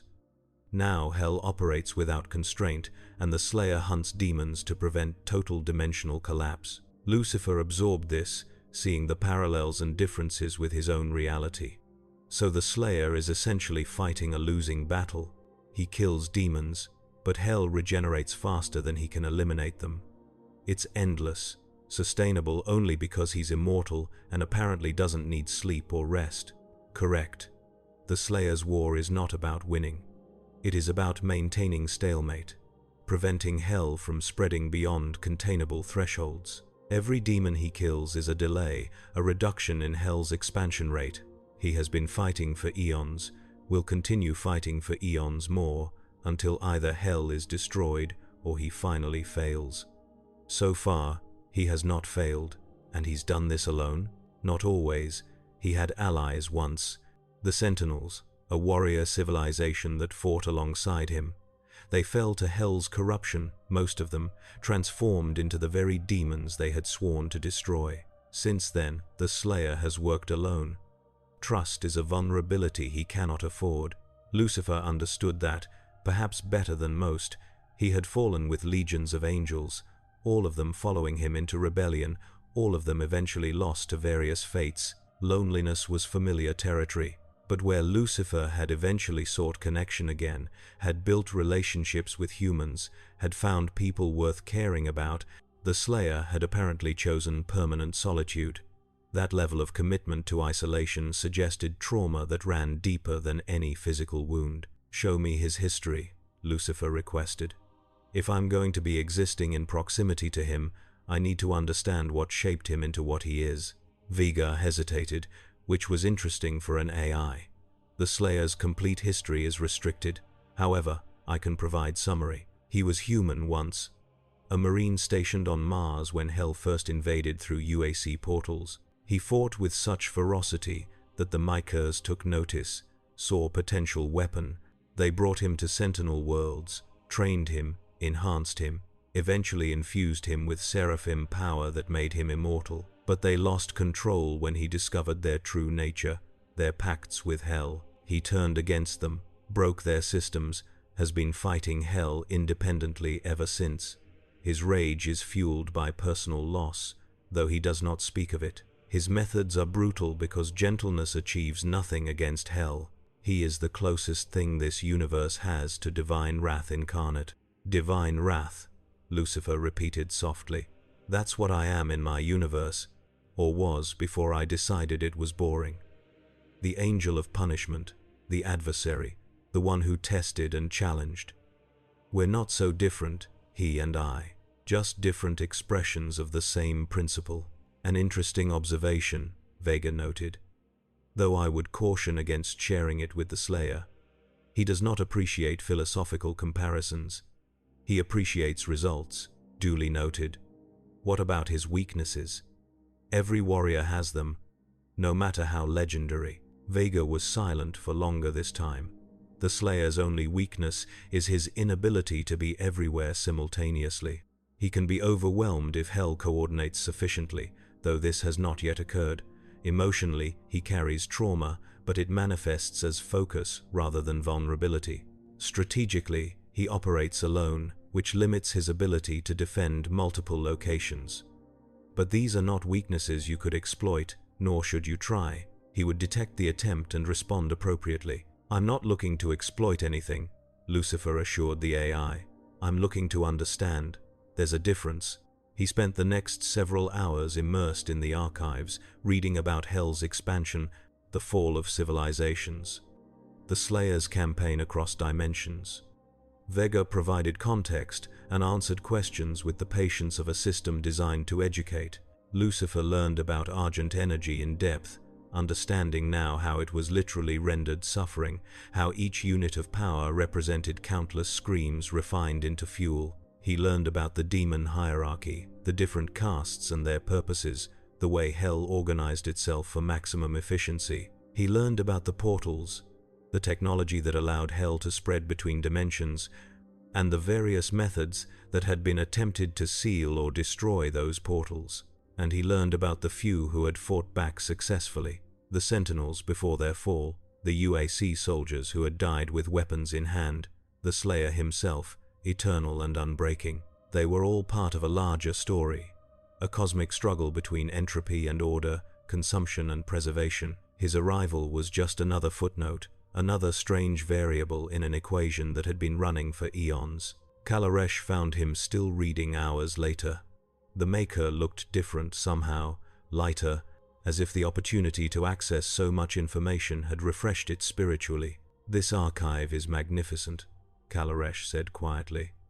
I have been documenting Hell's expansion for millennia, but the Slayer has data I never could have obtained. Combat recordings, strategic analysis, theological breakdowns, all of it meticulously organized. This is a chronicle beyond anything I had imagined. He's thorough, Lucifer agreed, looking up from a tactical manual on demon elimination strategies. Obsessive, even. But I suppose when you're fighting an eternal war, you need to be obsessive to survive. The Maker settled into a nearby chair, its broken wings dragging slightly. Have you decided what you will do? You have sanctuary here, access to resources, protection from immediate demonic threat, but you cannot stay in this fortress forever. Eventually, you must choose a path forward. Lucifer leaned back, considering the question seriously. What did he want? In his own universe, he had chosen to walk away from power, from responsibility, from the role that had been assigned to him. He had become Lucifer, the nightclub owner, Lucifer the consultant, Lucifer the friend, because those identities brought him satisfaction that ruling Hell never had. But here, he was stripped of those identities, reduced to simple survival, forced to confront what he was beneath the choices he had made. I want to go home, he said finally. But I also want to understand this place before I leave. I don't like the idea of walking away from something I don't comprehend. And there's a part of me, probably the old prideful part, that wants to do something about this hell before I go. It's obscene, Kalaresh. Everything about it is obscene. The industrial suffering, the consumption of souls, the total absence of meaning or purpose beyond expansion and corruption. My hell was cruel, but it was philosophical cruel. This is just predatory. The Maker studied him with those glowing eyes. You want to fight hell, you, one being, against a dimension that has consumed thousands of worlds and killed billions. That is either noble or insane. Probably both, Lucifer admitted with a smile. But I wouldn't be fighting alone, would I? The Slayer's already fighting. Maybe I could help, in some way. Use my abilities, my knowledge of different metaphysical frameworks, contribute something to his campaign. I'm not suggesting I could replace him or match his effectiveness, but every little bit of entropy injected into Hell's system helps, right? The Slayer will not accept a partner, Kalaresh warned. He has made that clear throughout his existence. Then I won't be a partner. I'll just be another variable operating in Hell's space, killing demons where I encounter them, disrupting their operations where I can. Independent action that happens to align with his goals. He said I should survive, learn, or leave. Maybe I can do all three simultaneously. You are determined to remain, then. The Maker's tone was unreadable. Even knowing the danger, the impossibility, the likelihood of eventual death or corruption, I've faced impossible situations before, Lucifer replied. Usually caused them, actually. And I'm still here. Besides, what else am I going to do? Sit in this fortress reading books until I figure out dimensional portal technology? That could take centuries, and I'm not patient enough for that. No, I think the best path forward is active engagement. Learn by doing, fight by necessity, and if I happen to make Hell's existence slightly more difficult in the process, so much the better. Vega's holographic form appeared again. The Slayer has returned to the fortress and requests your presence in the command center. He has information relevant to your situation. Lucifer stood, suddenly alert. That was fast. He's only been gone a few hours. Time operates differently when you move at the speed the Slayer operates, Vega explained. He has eliminated 3 demon strongholds, destroyed 2 portal generators, and killed approximately 400 demons in the time you have been reading. For him, it was a productive afternoon. 400, Lucifer repeated, shaking his head in disbelief. In a few hours. That's not combat, that's systematic extermination. It is Tuesday, Vega replied dryly. Follow the illuminated path to the command center. They found the Slayer standing before the main tactical display, his armor still smoking from recent combat, blood demon blood dripping from his gauntlets to pool on the floor. He did not turn as they entered, his attention fixed on the screen showing a map of Hell's territories. Highlighted on the map was a location that pulsed with particular intensity, marked with symbols that Lucifer could not read, but that clearly indicated significant importance. You called for us? Lucifer asked after a moment of silence. Located dimensional weakness, the Slayer's voice said in his mind. Portal Nexus, Cardingir Sanctum, where you entered. Hell has been attempting to reopen breach, establish permanent gateway to your universe. If they succeed, invasion begins within hours.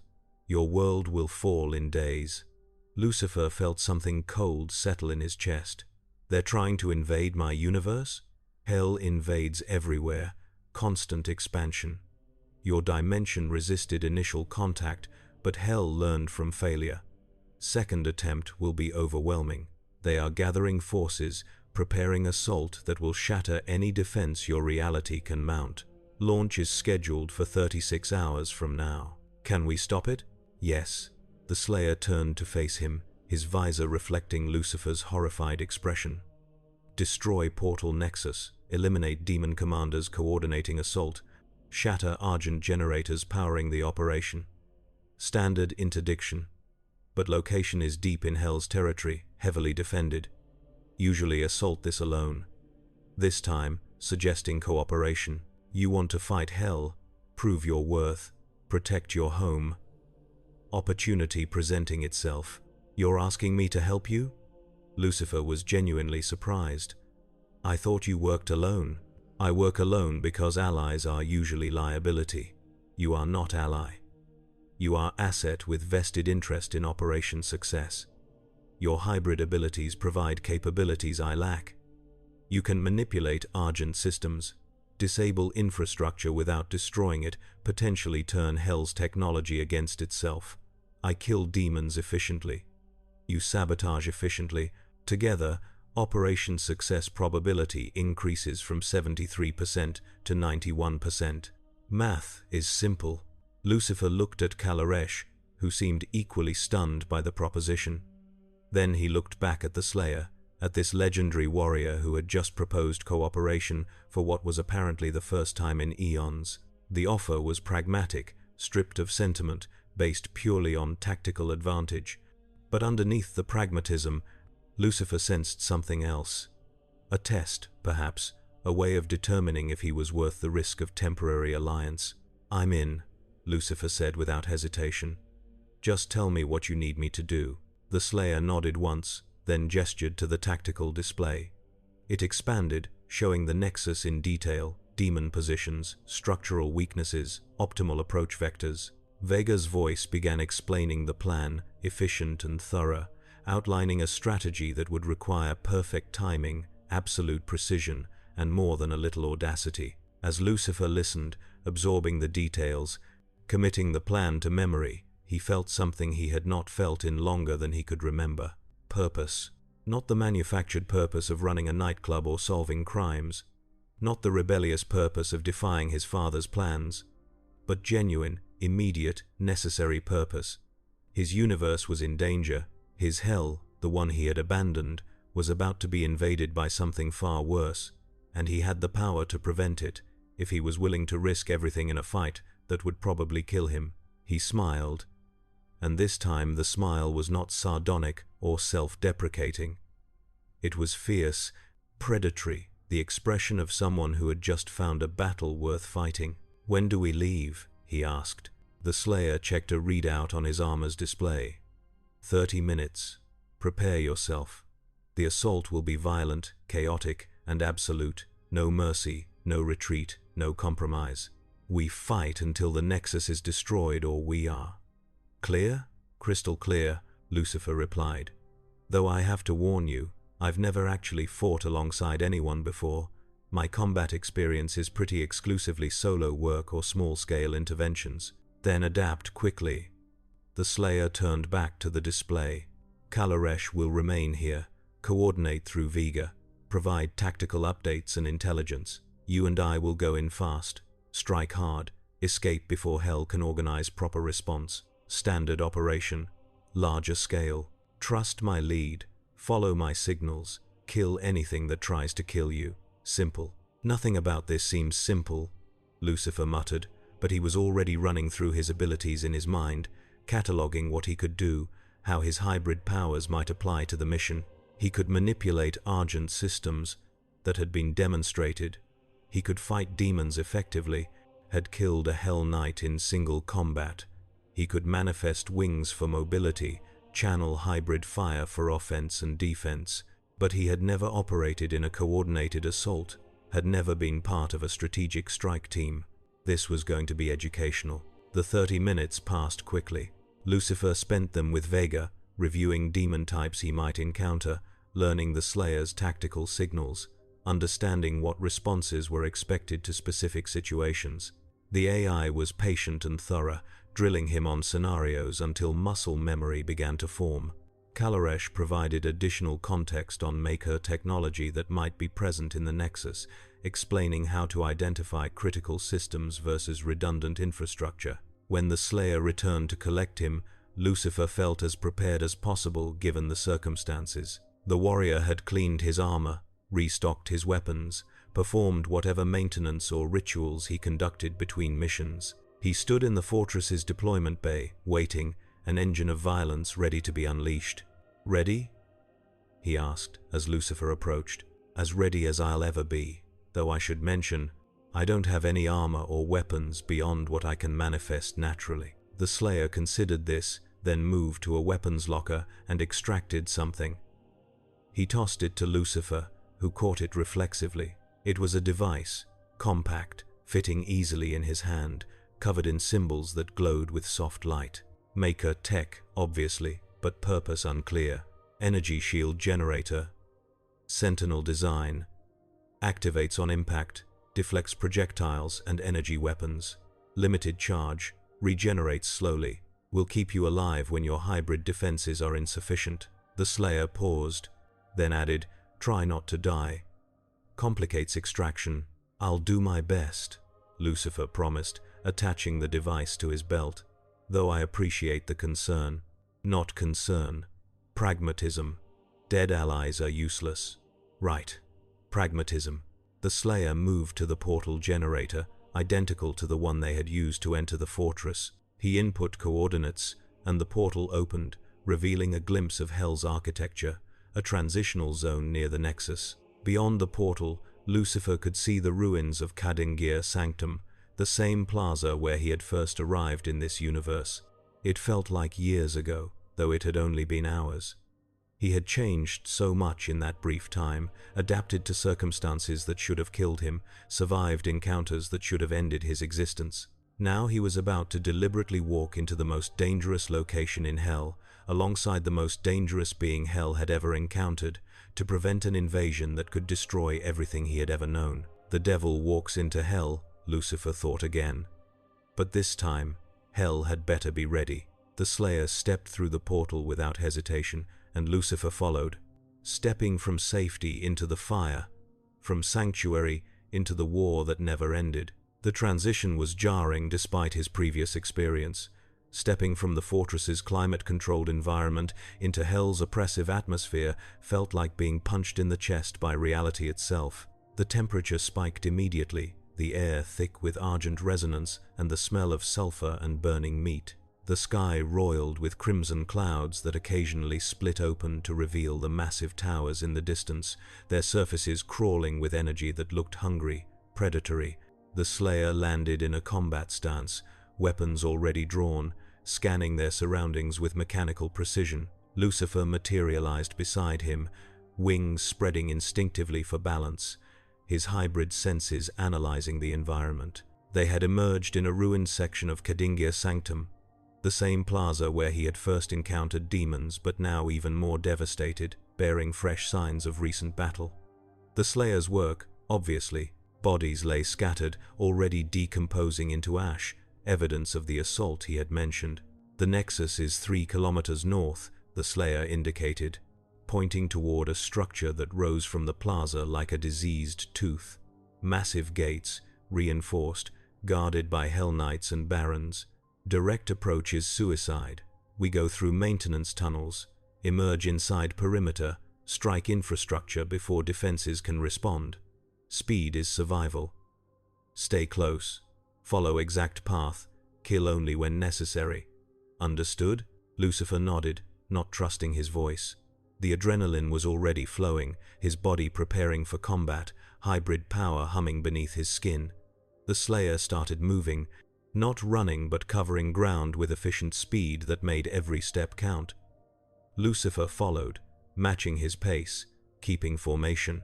They crossed the plaza without incident, demons apparently clearing out after the Slayer's earlier passage, and descended into a network of tunnels that led beneath the sanctum. The tunnels were narrow, claustrophobic, designed for service drones or smaller demons. The Slayer navigated them with confidence born from experience, never hesitating at intersections, always choosing paths that angled toward their target. Lucifer could sense the Nexus ahead, could feel the massive concentration of argent energy building like a storm about to break. His hybrid nature resonated with it, both attracted and repelled simultaneously. They encountered the first patrol 10 minutes into the infiltration, 6 imps, moving through the tunnel in loose formation, heading away from the Nexus toward some other destination. The Slayer held up one fist, and Lucifer froze, pressing himself against the tunnel wall. The warrior pointed at 3 of the imps, then pointed at Lucifer, the meaning clear. You take those 3. I take the others. Simultaneous strike. No survivors. No alarms. On my signal, Lucifer nodded, channeling power, preparing. The imps moved closer, oblivious to the predators waiting in the shadows. The Slayer's fist dropped. They struck together. Lucifer crossed the distance in a blur, his hybrid speed enhanced by argent resonance, and caught the first imp by its skull, channeling fire directly into its brain. The creature died instantly, silently, already dissolving. The second and third turned toward the commotion, mouths opening to shriek alarm, but Lucifer was faster. He manifested his wing, using the limb like a blade, the edge catching one imp across the throat while his free hand crushed the other's windpipe. Both fell, without making sound beyond their bodies hitting stone. The Slayer's 3 imps were already dead, killed with such precise brutality that they had not even registered they were under attack before their lives ended. He was already moving forward, not pausing to confirm the kills, trusting that Lucifer had handled his assignment. They continued deeper, the tunnel system growing more complex, more deliberately designed, suggesting they were entering areas where Hell's architects had invested actual effort. More patrols appeared, and each time they eliminated the demons with coordinated precision. Lucifer began to understand the Slayer's tactical language, the subtle gestures that indicated target priority, timing, approach vectors. They were not communicating verbally, barely even through the mental link, yet they operated with increasing synchronization. It was like learning to dance with a partner who knew every step perfectly and expected you to keep up through pure observation. They emerged from the tunnels into a maintenance bay that serviced the Nexus infrastructure. Massive pipes ran through the space, carrying argent energy toward the portal generators. Control systems lined the walls, monitoring flow rates and energy levels. And standing guard, 3 Hell Knights, positioned strategically to cover all approaches. The Slayer assessed the situation instantly. He pointed to Lucifer, then to the control systems, then made a gesture that probably meant, disable those. Then he pointed to himself and made a cutting motion across his throat. I'll handle the Knights. You sabotage the infrastructure. 30 seconds. Go. They split. The Slayer charged the Hell Knights directly, drawing their attention with a burst from his weapon that announced his presence with authority. The demons roared and moved to engage, falling into patterns that the Slayer had probably seen thousands of times before. He fought them with the same brutal efficiency Lucifer had witnessed in the facility, every movement calculated to inflict maximum damage while minimizing exposure to their attacks. Lucifer ran to the nearest control system, his hands moving over panels he barely understood, but his hybrid nature helped, the argent resonance in the equipment responding to his touch, recognizing him as something that could interface with Hell's technology. He did not try to understand the systems intellectually. He simply imposed his will on them, commanded them to stop, to shut down, to deny their function. The panels sparked and went dark, flow rates dropping precipitously. One of the Hell Knights noticed what he was doing and broke away from the Slayer, charging toward him with murderous intent. Lucifer spun, channeling fire, meeting the demon head-on. They collided with earth-shaking force, the Knight's strength matching his hybrid power almost perfectly. They traded blows, each strike resonating with enough force to crack stone, neither giving ground. But Lucifer was fighting on a timer, needed to end this quickly, return to sabotaging the infrastructure before the 30 seconds elapsed. He took a calculated risk, dropped his guard slightly, allowed the Knight to land a solid hit that sent him flying backward into the wall. The impact hurt, cracked ribs or worse, but it also positioned him exactly where he needed to be. As the Knight charged to finish him, Lucifer grabbed the main argent conduit behind him and tore it free from its housing. Energy exploded out, superheated plasma catching the Knight full in the chest, boring through armor and flesh and out the other side. The demon collapsed, its core systems fried by its own power source. The Slayer finished the other 2 Hell Knights and appeared beside Lucifer, assessing the damage. He nodded once, approval or acknowledgement, or both. Good. Infrastructure disabled. Alarms will trigger in approximately 15 seconds. Exit is compromised. fighting our way deeper into Nexus now. Grab my armor, stay close, do not fall behind. Lucifer grabbed the back of the Slayer's armor and held on. The warrior activated something on his suit, and suddenly they were moving faster than physics should allow, tearing through the maintenance bay and into a corridor that led toward the Nexus's core. Behind them, alarms began to wail, the sound of hell realizing it was under attack. Demons started pouring into the corridors, but the Slayer did not slow, simply fired his weapons as he ran, clearing a path through sheer, overwhelming violence. They burst into the Nexus chamber proper. It was vast beyond Lucifer's ability to comprehend fully, a space that existed partially in hell and partially in some other dimension, walls that curved in directions his eyes could not properly track. At the center, a portal generator larger than any he had seen, its rings rotating with increasing speed, energy building toward critical mass. Around it, dozens of demons, barons and hell knights and things Lucifer did not recognize, all of them turning toward the intruders with synchronized hostility. And above it all, floating in the air like a prophet of damnation, was something that radiated power that made Lucifer's hybrid senses scream in warning. An archvile, he realized, remembering the designation from Vega's briefing. A demon capable of resurrecting other demons, of channeling argent energy with frightening precision, of coordinating assaults with intelligence that approached tactical genius. The creature saw them and smiled, and when it spoke, its voice carried across the chamber like thunder. The Slayer returns, and he brings a curiosity. How delightful, how futile. The portal generator continued to build power, the invasion countdown continuing regardless of their presence. 35 hours until breach, 34 hours and 59 minutes, time ticking away while they stood surrounded by an army of Hell's elite. The Slayer checked his weapons, reloaded with practiced efficiency, and his mental voice carried a tone that might have been anticipation. Now we fight, stay alive, kill everything, destroy the generator.